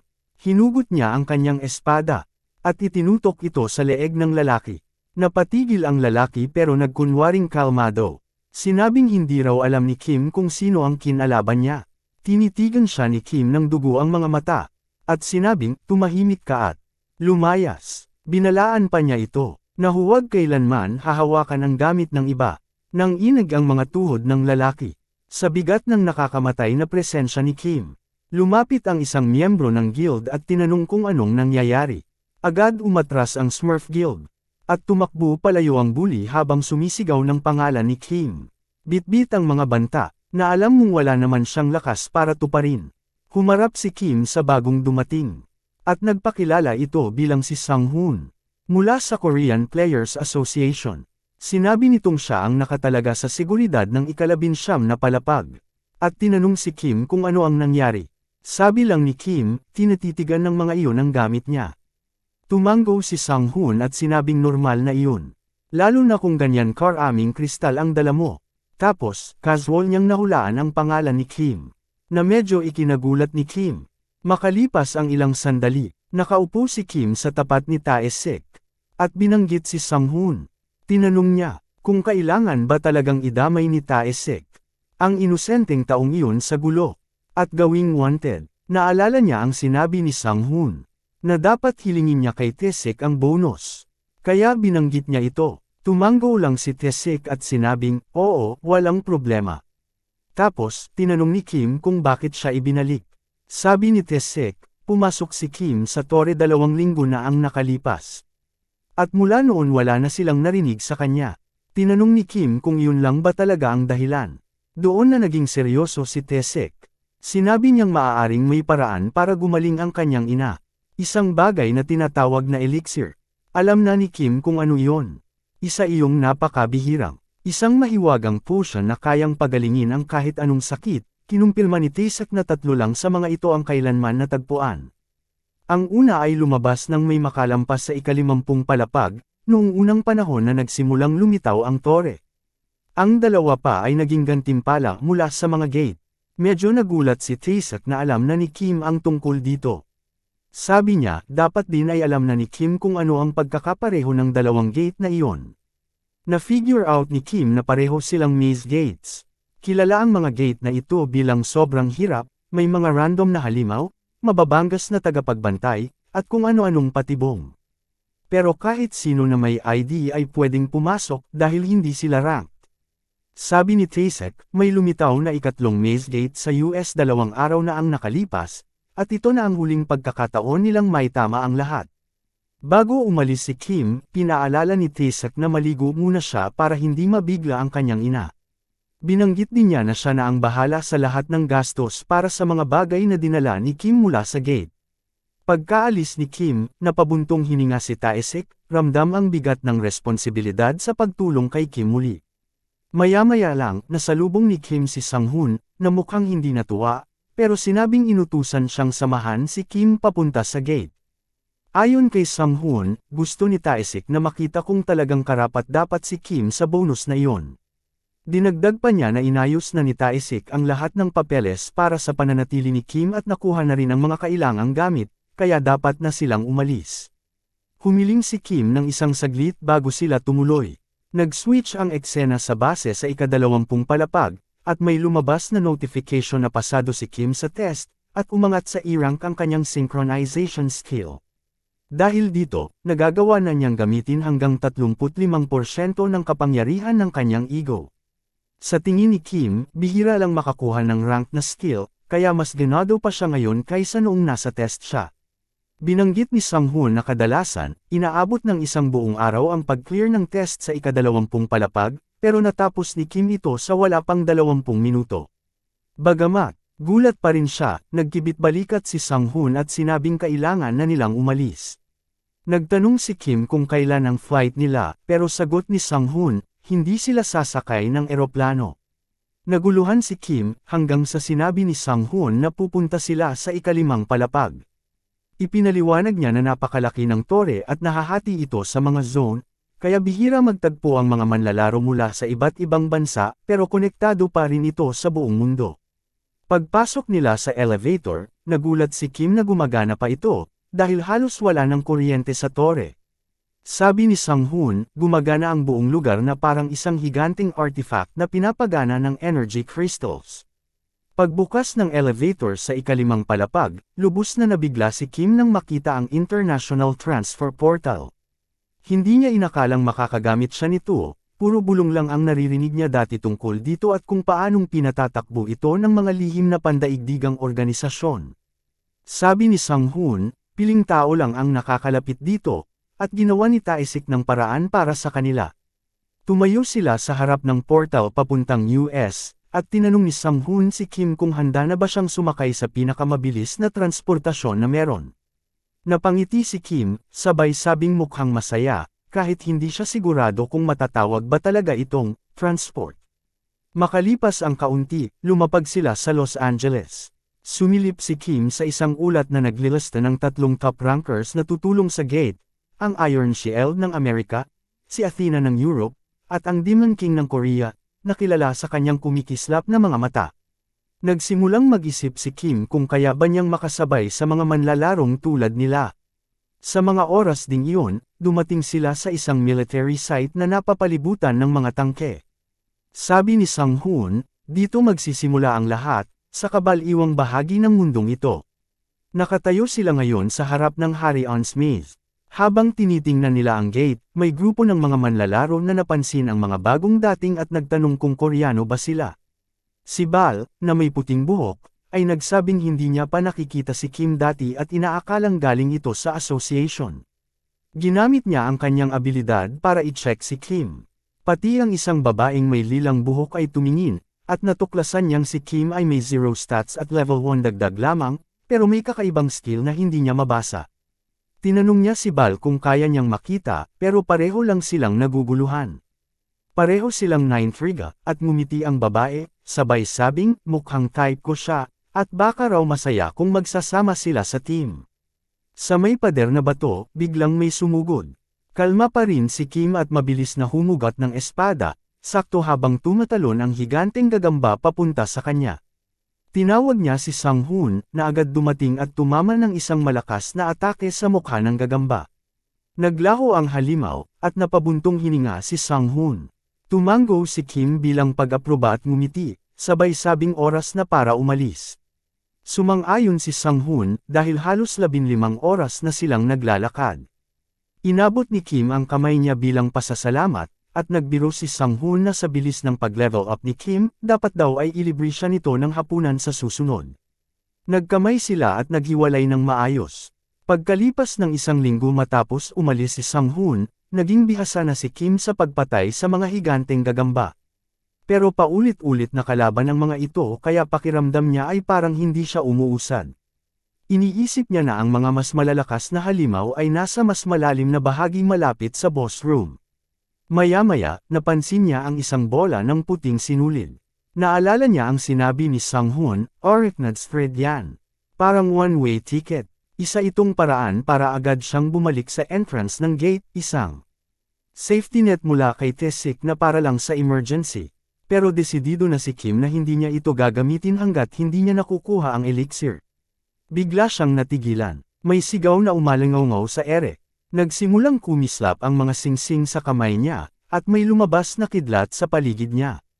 Habang humuhugot siya ng espada, tinanong niya ang mga igo kung narinig nila ang sigaw. Sumagot si Lo, sinabing may kakaibang pakiramdam at pinayuhan siyang huwag pumunta. Nabahala si Kim, iniisip kung ito ba ay isang bitag. Sabi niya sa sarili, mas mabuting silipin na ito bago pa lumala ang sitwasyon, at sumang-ayon ang kanyang mga ego. May nakita siyang isang babae na nakatali at humihingi ng saklolo. Pero may kakaiba. Naguguluhan siya kung bakit may tao sa loob ng gate at pinaghihinalaan niyang isang trap ito, parang pain ng isang anglerfish na naghihintay ng mabibiktima. Nagpa siya si Kim na umaktong parang wala siyang nakita. Pero bigla niyang narinig ang tinig ng bata na tinatawag ang kanyang ina. Umiiyak ito, humihingi ng tawad dahil hindi siya nakakuha ng pera para sa gamutan. Napahinto si Kim sa kinatatayuan niya, mahigpit ang pagkakakuyom ng panga. Napailing si Lucius, sabay sabing halatang bitag lang iyon, kahit 9 na taong gulang, hindi magpapaloko. Pero mas lalong hinigpitan ni Kim ang hawak sa kanyang espada, sumugod siya, pumutol ng mga baging, at agad inagaw ang bata mula sa kapahamakan. Maya-maya, nakasandal na sila sa pader para magpahinga. Tinanong ni Kim kung aksidenteng nahiwalay si Sujung sa kanyang team. Ipinaliwanag ng bata na nangyari ang lahat sa isang iglap. Pangalan niya ay Sujung, at ang espesyal niyang kakayahan ay enhancement. Sa isip ni Kim, kahit 10 taong gulang ay pwedeng maging player kung lumitaw na ang kanilang skill, kahit na mahirap para sa mga menor de edad na mapasama sa mga team. Dahil bihira ang enhancement skills, marahil kaya siya napunta sa isang napakadelikadong sitwasyon. Iniabot ni Kim sa kanya ang isang basic safe zone kit, na tatagal lang ng 1 araw. Umaasa siyang may dumaan at tumulong sa kanya bago ito maubos. Ngunit biglang tumayo si Sujung, may luha sa mga mata, at nakiusap na isama na lang siya. Tinanggihan siya ni Kim, sinabing kailangang matutong mabuhay ng mga players ng mag-isa. Wala na siyang ibang magagawa para sa kanya. Hinawakan ni Sujung ang manggas ni Kim at pilit na nagmamakaawa na makasama. Sinabi niyang kaya niyang tumulong. Bago pa lang siya, at nagsisimula pa lang, pero may mga espesyal siyang kakayahan. Sandaling nag-isip si Kim habang nagsasalita si Sujung tungkol sa pangakong pera kapalit ng pagsali niya. Tumalikod si Kim at sinabi sa kanya na hindi siya babalik hanggat hindi nila nalilinis ang gate. Mapanganib ito, at kahit paghahatian nila ang reward, hindi para kay Sujung ang elixir.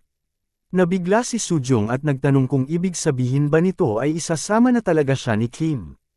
Sumagot si Kim ng oo, pero binalaan siyang kapag naging pabigat siya, agad siyang isusuko sa ibang team. Hindi siya narito para mag-alaga ng bata. Masayang sumigaw ng pasasalamat si Sujung, at napagtanto ni Kim na mas madali palang manghuli kapag may assistant. Samantala, halatang mas lalong nadismaya si Lu. Isang ant monster ang biglang lumitaw mula sa mga puno. Habang papalapit ito, mabilis na tinaas ni Sujung ang kanyang mga kamay nang sabihan ni Kim na i-buff siya. Uminag ang mahiwagang enerhiya sa paligid ng kanyang mga binti. Hindi nag-aksaya ng oras si Kim, sumugod siya at pinulbos ang mga halimaw gamit ang malinis at eksaktong mga tira. Isa-isa, bumagsak ang mga ito na parang langaw. Pagkatapos, isang nilalang ang sumugod sa kanya mula sa harap. Dumulas si Kim sa ilalim nito at tumaga pataas. Sa isang iglap, bumulagta ang halimaw, wala nang buhay. Lumabas ang isang notification, Lu has taken in the blood of a poisonous ant.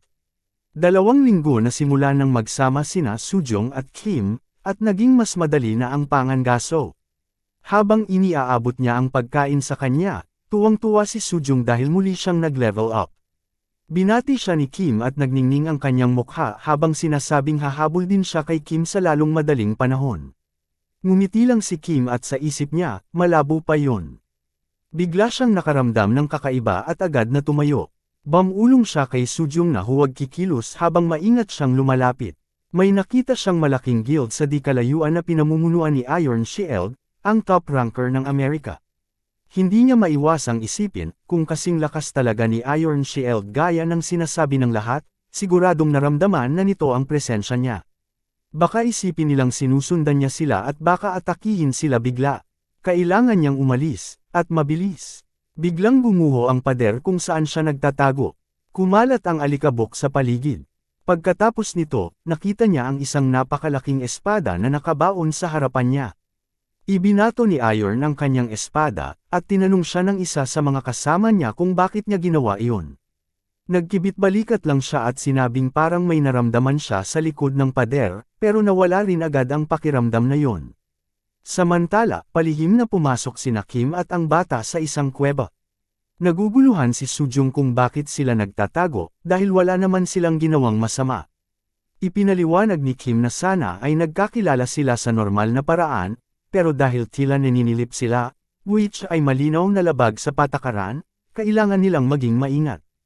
Dagdag pa niya, medyo biglaan din ang atake, kaya posibleng napagkamalan sila ng grupo bilang kalaban. Sandali silang nagpahinga para makahinga ng maayos. Tinanong ng bata kung ano ang dapat nilang gawin pagkatapos. Sinabi ni Kim na bantayan lang ang mga bakas ng Iron Guild mula sa ligtas na distansya. Sa ganitong paraan, mas malaki ang tsansa nilang makapunta sa tamang direksyon ng hindi nahuhuli. Habang sinusundan nila ang Iron Guild, itinuro ni Kim ang mga pulang bilog sa pader. Sabi niya, ibig sabihin nito ay napatay na ng guild ang mga halimaw at na-disarm na rin ang mga bitag. Giit niya, sila dapat ang unang makarating sa boss room. Bigla na lang niyang nakita si Sujung na tumatakbo palayo, at nagtaka siya kung saan ito papunta. Sumilip si Kim sa unahan, at biglang yumandar ang kanyang instinct, parang may bamulong sa kanya na kailangan niyang yumuko agad. May kung anong bagay ang bigla na lang lumipad papunta sa direksyon niya. Walang ano-ano, lumitaw si Iron Shield sa likod mismo ni Kim. Tinangka niyang lumingon, pero agad siyang hinawakan ng lalaking blondie sa ulo at ibinaon sa lupa. Sobrang lakas ng bagsak na hindi makapaniwala si Kim na nawawala na agad siya ng malay sa isang tama pa lang. Maya-maya, unti-unting nagising si Kim. Ang una niyang nakita ay ang galit na mukha ni Iron sa harapan niya, sinasampal siya ng malakas. Hinawakan siya ni Iron sa buhok at iniangat ang kanyang ulo. Galit na galit itong nagtanong kung sino ang nagpadala sa kanya, sabay tinawag siyang isang damn spy. Napamura si Kim sa ilalim ng kanyang hininga. Hindi man niya lubos na naiintindihan ang Ingles, nahuli niya ang salitang spy, at naisip niyang pinaghihinalaan siyang namboboso. Tinitigan siya ni Iron at tinanong kung paano niya nagawang guluhin ang kanyang senses kanina.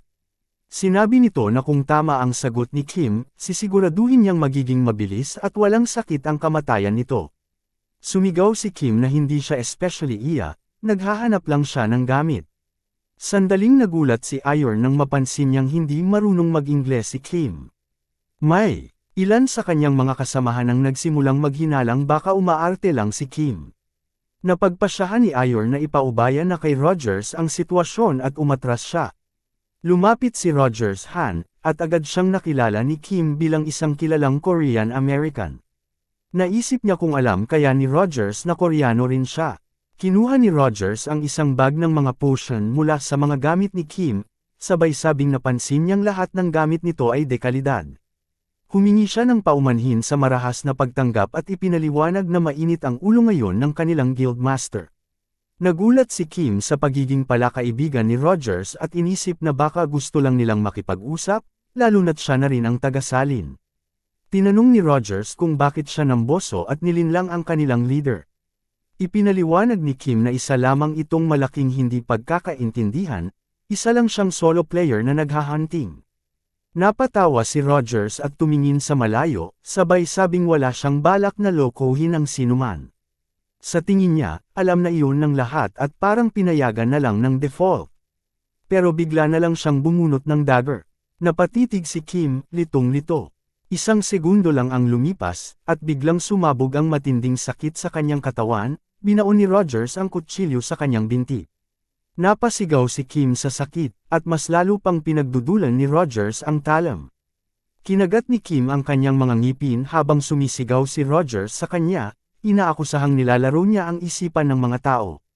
Habang tino-torture si Kim, may isang lalaking lumapit kay Iron at nagkomento tungkol sa kakaibang mga espada ni Kim, wala itong stats, at sobrang mapurol para hiwain ang balat ng isang orc. Sabi lang ni Iron, siya na ang baalang tumingin sa mga iyon sa workshop. Sumang-ayon ang lalaki at dagdag pa niya, lahat ng espada ay mukhang basura kumpara sa sandata ni Iron, ang call-in. Kalaunan, nagsimulang maghagis ng mga potion si Rogers para asarin si Kim at patuloy na pinaglalaroan ang mga sugat nito. Si Kim ay hirap, nakakuyom ang mga ngipin habang paulit-ulit siyang tinatanong ni Rogers kung sino ang pinaglilingkuran niya. Sa wakas, inamin ni Kim na nagsinungaling siya dati sa pagsasabing nanghuhuli lang siya ng gamit. Ang totoo, mag-isa siyang gumagalaw. Sinuntok siya muli ni Rogers, mas halatang mainit na ang ulo ngayon. Sinabi nitong nasuri na nila ang stats ni Kim at ang tali ay pangkaraniwang gear lang. Ang totoong mga ngaso ay nakatakas na sana. Pagkatapos, bumunot si Rogers ng dagger at binalaan si Kim na tigilan na ang pagpapanggap kung ayaw niyang danasin ang matinding parusa. Patuloy pa rin ang sigaw ni Rogers, pero kalaunan ay sumingit si Iron at sinabing magpahinga muna ito para sa pananghalian. Habang paalis, sinipan ni Rogers si Kim sa tiyan at sinabing pag-isipan niyang mabuti ang susunod niyang galaw. Nakayuko si Kim, puno ng pagkadismaya sa sarili. Sinabi na niya sa sarili na huwag maging kampante. Masyado siyang nagtagal kay Taisik at nakalimutang may hangganan din ang sarili niyang kakayahan. Parang imposible na ngayong malampasan ang Maze Gate. Hindi na ito malas lang, ito'y dahil masyado siyang umasa sa mga hiniram na gamit imbes na pagkatiwalaan ang sariling lakas. Bigla, may isang babaeng nakamasid sa kanila mula sa malayo gamit ang isang uri ng mahika. Siya ang namumuno sa isang guild at sinabihan ang kanilang guildmaster na ang target ay mga 2 kilometro ang layo. Binanggit niyang marahil ay nagsasaliksik pa rin ang Iron Guild sa paligid ng base. Pagkatapos, humarap siya sa kanilang guildmaster at nagtanong kung ano ang susunod na gagawin. Ngunit nanatiling tahimik ang master at patuloy lamang sa pagmamasid. Pagkatapos, dumating ang pinakamasahol. Nalaman natin na pinutol ng Iron Guild ang mga daliri sa kamay at paa ni Kim. Sa kabuuan, 27 beses siyang nabalian ng buto. Inulos o sinaksak siya ng 21 beses. Ang kanyang maga at dagwang mukha ay nagsabi ng lahat, halos nawalan na siya ng pag-asa. Pinarusahan siya ng higit 200 beses at iniwang nakatali sa iisang lugar ng 4 na araw na sunod-sunod. Ngayon, nakapaligid sa kanya ang buong Iron Guild. Tinitigan siya ng Guild Master at sinabing baka ni-recruit pa niya si Kim, kung nagpakita lang ito ng kaunting talento. Inutusan niya si Bruce na kunin ang isa sa mga espada ni Kim. Sabi niya, balak niya sanang i-recycle yun, pero ngayon ay gusto niyang parangalan si Kim sa pamamagitan ng paggamit nito para patayin siya at ilibing sa gate. Tinawag niya itong isang honorable death na parang nakabuti pa. Pinulot niya si Lo. Tumingin si Lo kay Kim at sinabing bibigyan niya ito ng maayos na katapusan. Lumuhad siya, ipinatong ang espada sa tiyan ni Kim, at binaon ito. Dama po ang dugo sa mga mata ni Kim at nagsimulang magdilim ang kanyang paningin. Pero sa mismong sandaling nagkonekta muli siya kay Lu, biglang sumirit ang red mana at pinagaling siya. Napahinto sa gulat ang guildmaster. Pinunit ni Kim ang mga tali, bumangga sa bato, sinunggaban si Lu, at itinapat ang talam sa lalamunan ni Iron. Agad nagbunot ng mga armas ang mga miyembro ng guild, pero nanatiling kalmado si Iron habang casual na hinawakan si Lu. Naisip niya kung may tinatagong malupit na kapangyarihan si Kim. May kung anong madilim sa kanya, parang may aurang gaya ng isang Demon King. At inisip niya, siguradong may dahilan kung bakit si Kim ang pinili ng babae. Ang iniisip naman ni Iron, baka niloloko lang siya nito para sa kasiyahan. Hirap na hirap si Kim, pero agad niyang napagtanto na kahit anong gawin niya, hindi niya kayang saktan si Iron. Hindi makapaniwala si Iron na nakalusot si Kim sa detection. Sabi niya, kahit ang mga Demon King, hindi magagawa yon. Iminungkahi niyang mag-usap sila. Naisip ni Kim na nauubos na ang kanyang mga opsyon, at nagsimulang magplano ng susunod na galaw. Biglang, mula sa di kalayuan, sumigaw ang guildmaster ng ibang guild ng attack. Walang ano-ano'y may tumama na palang arrow sa kamay ni Iron. Nakita niyang isa ito sa mga arrow ni Artemis at natarante siya. Tinanong kung si Athena ba yon. May sumagot, tumatawa, at sinabing, matagal na rin. Piniga ni Iron ng arrow sa kamao niya at sinabing dineclare na raw ng guild nito ang digmaan. Sumagot si Athena na hindi naman talaga natapos ang digmaan nila. Naghanda na siya para sa susunod na tira gamit ang isang matinding teknik. Hinihigop ang hangin at pinipiga ito sa loob ng arrow para gawing super lakas. Pagbitiw niya rito, yumalulong sa ere ang arrow kasabay ng isang malakas na pagsabog. Agad na hinugot ni Iron ang kanyang espada at ibinaon ito sa lupa. Nag-activate iyon ng isang magic barrier na sapat na lakas para harangin ang arrow.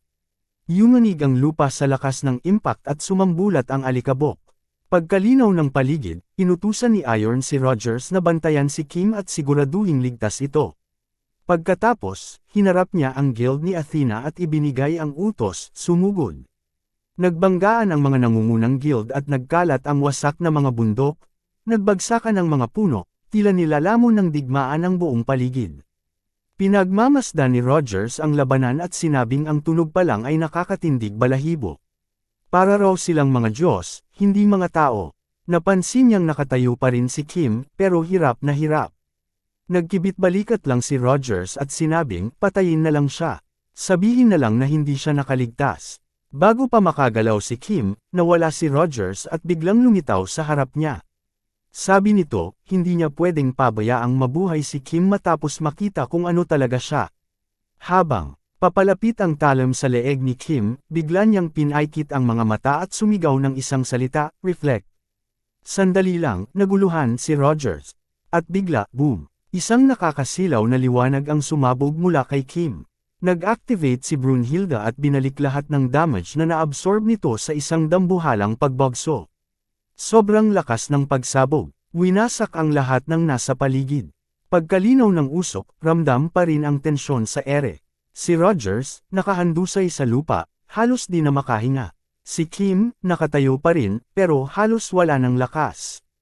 Nagsalita si Bronhart, sinabing sobrang tindi ng pinsala, hindi na niya kakayanin pa, at malapit na siyang bumigay. Ang huling depensang ginawa ni Kim ay may kabayaran. Binasag ng tuluyan ang core ni Bronhart. Kahit ganun, lumapit pa rin si Kim kay Rogers at itinaas ang kanyang espada. Nagsimula ng magmakaawa si Rogers para sa kanyang buhay. Pero punong-puno ng pagnanasa sa dugo ang mga mata ni Kim. Ibinagsak niya ang kanyang espada diretso sa dibdib ni Roger at hinayaan si Lu na tapusin ang trabaho. Pagkatapos noon, natisod si Kim at bumagsak sa lupa. Noong sinaksak siya ni Iron dati, nakaligtas siya sa pamamagitan ng pagsanib kay Lu at paghilom sa sarili. Pero ngayon, matapos gamitin ang Bruno Heart, sobrang tindi na ng pinsala, hindi na humihinto ang pagdurugo. Biglang may tumawag sa pangalan niya, at napatingala siya, umaasang si Yujung ang nakita niya. Pero imbes na si Yujung, ang babaeng katabi niya ang nakakunot noo at sinabing nagkamali siya.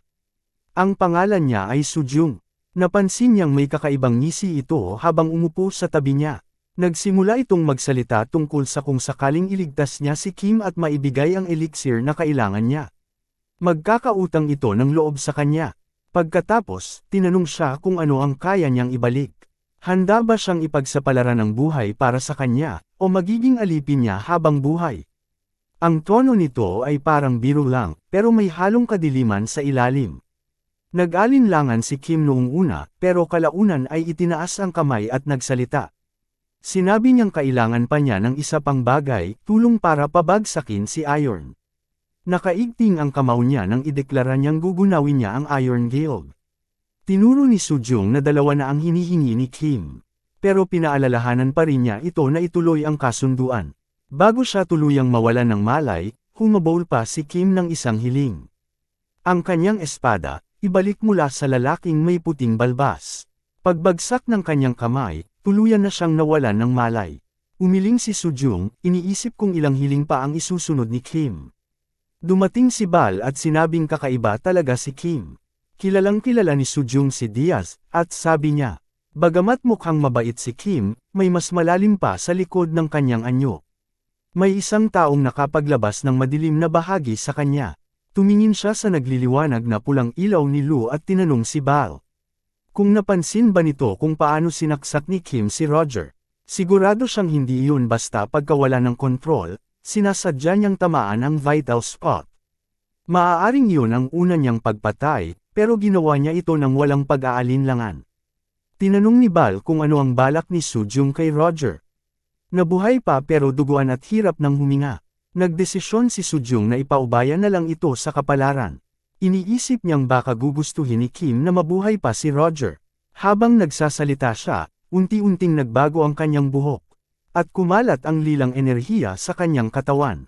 Ngumiti siya at sinabing, mas masarap ang paghihiganti kapag pinatagal.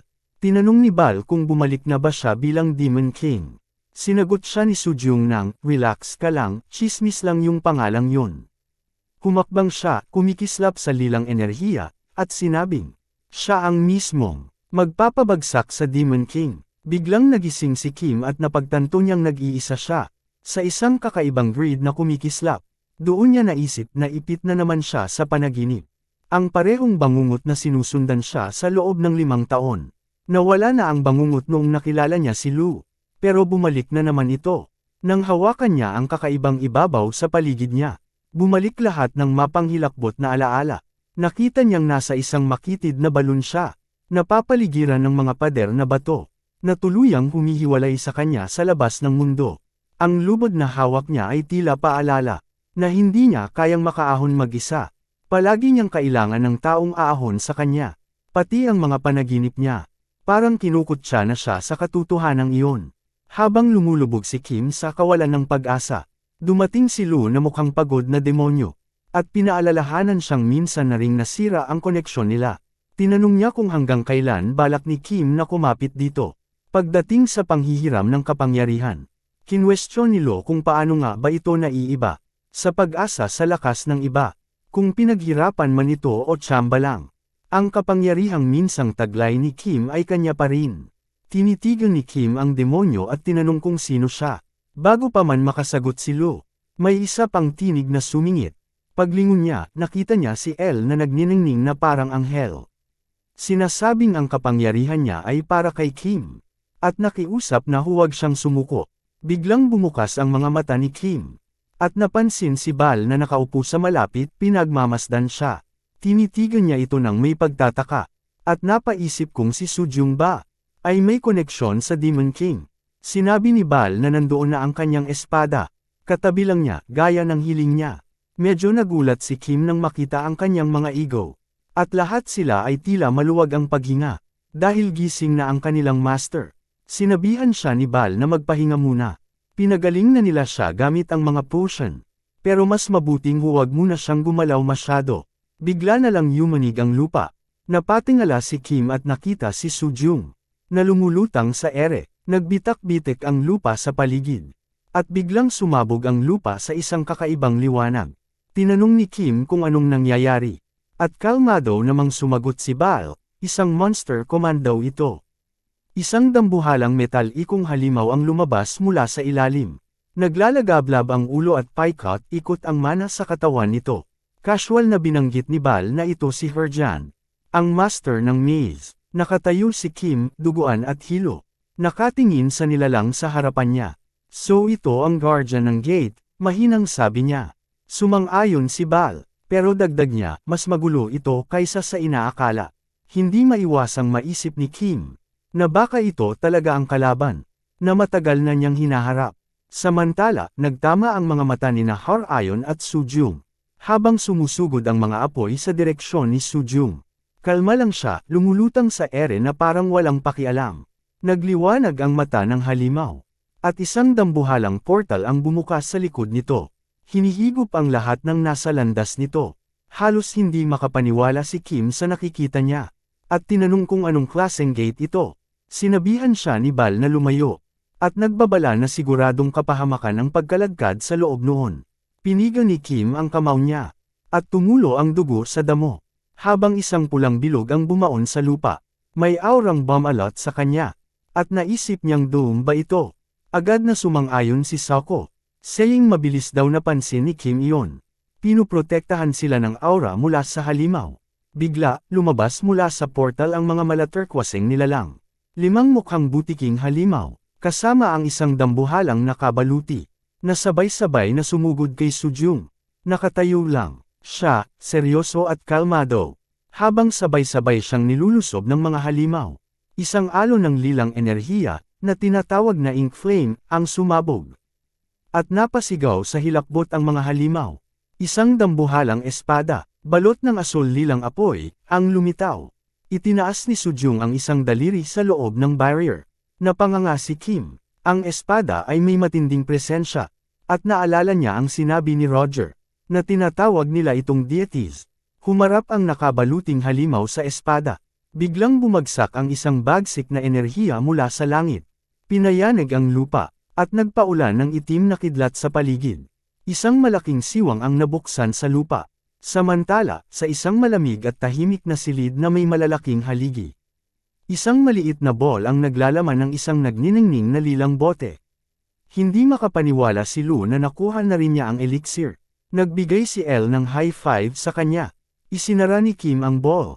Hindi pa rin lubos maisip na totoo ito. Maya-maya, sina Sujung, Bal, at Kim ay nakatambay sa tabi ng isang matayog na pader. Mas nalilito si Kim kaysa sa nakaramdam ng ginhawa.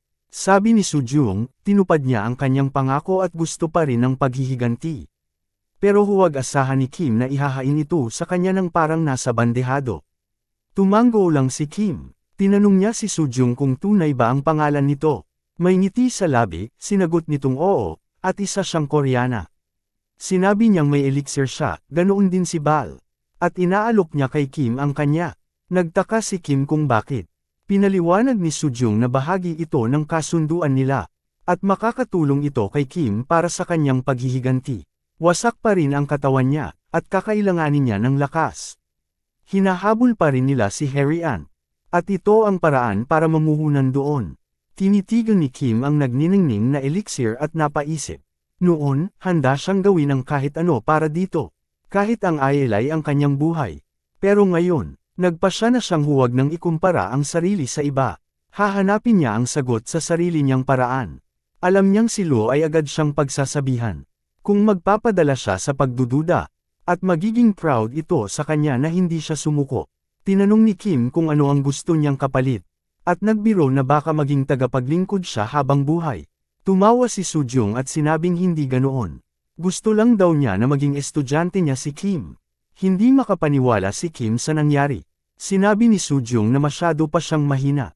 At kailangan niyang bumalik kapag nalampasan na niya ang ika-50 na palapag. Nang hawakan ni Sujung ang pisngi niya, may kumislap na enerhiya sa bahaging nadikitan ng mga daliri nito. Naguluhan si Kim at tinanong kung ano iyon. Ipinakita ni Sujung ang bote ng elixir at sinabing, senyales iyon na magkasama na sila sa laban. Umupo siya sa isang bato, at ipinaliwanag na wala pang kapangyarihan ang elixir. Pero tumutulong ito na mas malinaw nilang makita ang mga bagay. Napansin niya ang kakaibang mga espada ni Kim. At inalok siyang turuan kung paano ito gawing mas malakas pa. Pero kailangan muna niyang inumin ang elixir. Medyo delikado ito at kailangang gawin ng tama. Iyon ang unang aralin. Sa labas, naglalabanan ang mga mandirigma sa gitna ng abo at putik. Nanatiling parang nakapako si Kim, mahigpit ang hawak sa kanyang puting espada. Sabay na nagsalita sina Elle at Lou. Pinaalalahanan siyang hindi dapat pagkatiwalaan si Sujung. At delikado ito. Nagsimulang manginig si Kim habang nakatingin kay Iron. Punong-puno ng kalituhan. May hawak na babae si Iron at nakatitig ito kay Kim. Sinabi niyang mga ilusyon lang ito ng Demon King. At binanggit na pinatay ni Sujung ang Maze Boss. Habang abala siya, walang pakialam si Sujung at sinabing, kung ikaw ang humahawak, iyon na yan. Sinabihan niya si Kim, na huwag tumigil at sumunod lang sa kanya. Pinagpapawisan si Kim. Iniisip kung siya nga ba talaga ang Demon King. Tinawag niya si Iron. Tapos bigla siyang sumigaw. Sinabing lumingon ito. Itinaas ni Kim ang espada. At sumigaw na papatayin niya ito. Napakunot noo si Iron. Tila nalito sa isang iglap. Pagkatapos ay ngumiti si Iron na para bang inaasahan na niya ito. Naisip ni Kim na baka naloko lang siya. Biglang lumitaw ang isang liwanag na kulay lila. At sumugod si Iron habang iwiniwasiwas ang kanyang espada. Sinabi niya kay Kim, na nagbago na ito, na siya mismo ang naging Demon King. Pagkatapos ay itinaas niya ang kanyang espada. Handa nang tapusin ang lahat. Nagbalik ang eksena sa alaala ni Kim. Kung saan iniinom niya ang elixir sa loob ng kastilyo. Nagsimulang kumislap iyon ng malalilang enerhiya. Lumabas ang isang notifikasyon na nagsasabing, nagsisimula na ang recovery niya. At bigla niyang naramdaman ang matinding pressure, na namumuo sa loob ng katawan niya. Lumaki ang mga mata niya. At nagsimulang magningning ng kulay rosas. Pinagmamasdan siya ni Bal at Sujung. Pero iginiit ni Kim na wala naman siyang nararamdamang kakaiba. Medyo mas magaan lang ang pakiramdam niya. Huminga si Sujung at ipinaliwanag. Na normal lang yun. Ang elixir ay nagpapalabas ng nakatagong potensyal. At kakayahan sa loob ng isang tao. Sa ngayon, kaunti lang ang pisikal na pagbabago. Pero kahit kaunting lakas, malaki na ang maaaring maging epekto sa pakikipaglaban. Ang una niyang napansin ay, kung gaano kaiba na ang kanyang mga reaksyon. Bumalik sa kasalukuyang laban, dumaan ang espada ni Iron malapit sa mukha ni Kim. Agad siyang nakaiwas, at ang espada ay bumaon sa lupa, na may malakas na tunog. Umatras si Kim para makakuha ng distansya. Sinabihan na siya ni Sujung tungkol sa bahaging ito. Ang elixir ay nagpapatalas ng pandama, at ngayon ay siya mismo ang nakakaranas nito. Ang mga mabilis na galaw ni Iron, na dati ay parang malabo sa paningin niya, ngayon ay nagsisimula ng lumino. Mula sa di kalayuan, pinagmamasdan siya ni Sujung, at tumango bilang pagsang-ayon. Nakakalapit na si Kim sa pag-angat ng ranggo, pero nauunawaan ni Kim ang ibig niyang sabihin. Hindi pa siya sapat na malakas para talunin si Iron Shield. Alam niyang bilang isang baguhan, hindi siya pwedeng umasa, na mapapabagsak niya agad ang isang bihasa. Sinabi sa kanya ni Sujung na sa ngayon, ang tanging magagawa niya ay umiwas, at hintayin ang tamang sandali para umatake. Sinabi pa nito, hindi mo kailangang gumamit ng maso para lang patayin ang langaw. Naalala ni Kim ang nabanggit niya noon, na si Iron ay bihirang mawalan ng pagbabantay. Ang pagiging kalmado nito ay hindi kay abangan, kundi ang uri ng tahimik na kumpiyansa, na nagmumula sa isang taong hindi na kailangang ipagmayabang ang lakas. At tulad ng inaasahan ni Sujung, unti-unti nang napapansin ni Iron ang lahat. Pagkatapos ng maikling pag-uusap, sapat na ang nalaman nito para maintindihan ang nangyayari. Lahat ay nagaganap, ayon sa sinabi ni Sujung. Nang tuluyan ng matanto ni Iron ang katotohanan, nagdesisyon itong seryosohin na ang laban. Inactivate niya ang Kale sa kanyang sagradong sandata, at isang alon ng mana ang kumalat sa paligid. Mabilis siyang sumugod kay Kim, at inihampas ang kanyang espada sa isang malawak at malakas na sulyap. Handa si Kim para salubungin ito. Humarap siya sa atake, at inalala ang sinabi ni Sujung. Kapag ginawa ito ni Iron, hindi siya pwedeng mag-atubili o matakot. Kailangan niyang salubungin ito gamit ang sarili niyang espada. Pero biglang lumihis sa plano ang lahat. May kumislap na liwanag sa lupa, hudyat ng paggising, at nagsimulang sipsipin ang kapangyarihan ni Kalen. Nagulat si Iron. Ipinaliwanag ni El na kaunti lang ang pwedeng ma-absorb. Dahil mababa pa ang level ng gumagamit, agad na natapos ang buong proseso. Napansin ni Blue na halatang nagulantang si Iron. Hindi niya akalaing na-block ang kanyang invincible na atake. Habang natatarante si Iron, na-realize niyang nawala na ang kanyang pinagkukunan ng lakas. Sinamantala ni Kim ang pagkakataon. Sumibat palayo, at lumikha ng distansya. Panahon na para sa huling galaw. Hinugot niya ang Arachnids Thread Balls. Nang makita ni Iron na umatras si Kim, natarante siya at sumugod. Sumisigaw na hindi niya ito hahayaang makatakas. Binalot ng sinulid si Kim, habang pinapakita niya ang gitnang daliri kay Iron. Umatake si Iron, iwiniwas-iwas ang kanyang espada. Pero biglang naglaho si Kim sa harap niya. Napamura si Iron, at biglang humagalpak sa tawa si Sujung. Humarap si Iron sa kanya, at sinabing siya na lang ang libangin. Pero kalmadong tinawag ni Sujung ang isang dambuhalang apoy sa likuran niya. Pag-aktibo ng kanyang demonic energy, tuluyang napahinto si Iron. Samantala, sa labas ng portal sa military base, kalma lang si Kim habang hinihintay si Sang-hoon. Pagkababa ni Sang-hoon mula sa sasakyan, nagbatian sila ng ngiti. Sinabi ni Kim kay Taesik na si Sang-hoon ang tumulong para maibalik ang kanyang ina sa bahay. Kaya hindi niya naibigay ang elixir sa ospital. Nagpasalamat siya ng malaki kina Taesik at Sang-hoon. Bago umalis, sa silid, damaloy ang emosyon ng imulat ng kanyang ina ang mga mata, at namalayang nandoon na ang anak niya. Tinanong siya ni Kim kung kamusta siya. Sinabi ng ina na gusto niyang makita si Kim. Sa huling pagkakataon bago siya tuluyang lumisan, sabay na paiyak, pinilit ni Kim na manatiling matatag, at sinabing magiging ayos ang lahat. Sa nanginginig na tinig, sinabi ng kanyang ina, na may matagal na siyang gustong sabihin. Pero bigla siyang inubo ng malakas, at lalong lumala ang itsura. Agad na ininom ni Kim ang elixir, at isang banayad na lilang liwanag ang kumalat sa mukha ng kanyang ina. Sa wakas, napanatag ito. Ramdam na magiging maayos ang lahat. Hindi nagtagal, Nakatulog siya sa mismong sahig. Sina Elle at Lo ay nagkomento na, baka masyado itong mabigat para sa ina ni Kim sa isang araw lang. Nababahala pa rin sila, kung gaano kalapit ang babae sa kanila. Pero wala naman talaga silang magagawa. Kinagabihan, biglang may kumislap na matinding liwanag. At iminulat ng ina ni Kim ang kanyang mga mata, habang unti-unting nagsisimulang gumaling ang kanyang katawan. Hanggang dito na muna mga kazens ang ating kwento tungkol sa ating bida na si Kim Gi-gyu. Sana po ay nagustuhan ninyo. Huwag kalimutan mag-subscribe sa ating channel, i-like at i-share ang ating video. Lubos po kaming nagpapasalamat sa inyong walang sawang pagsuporta.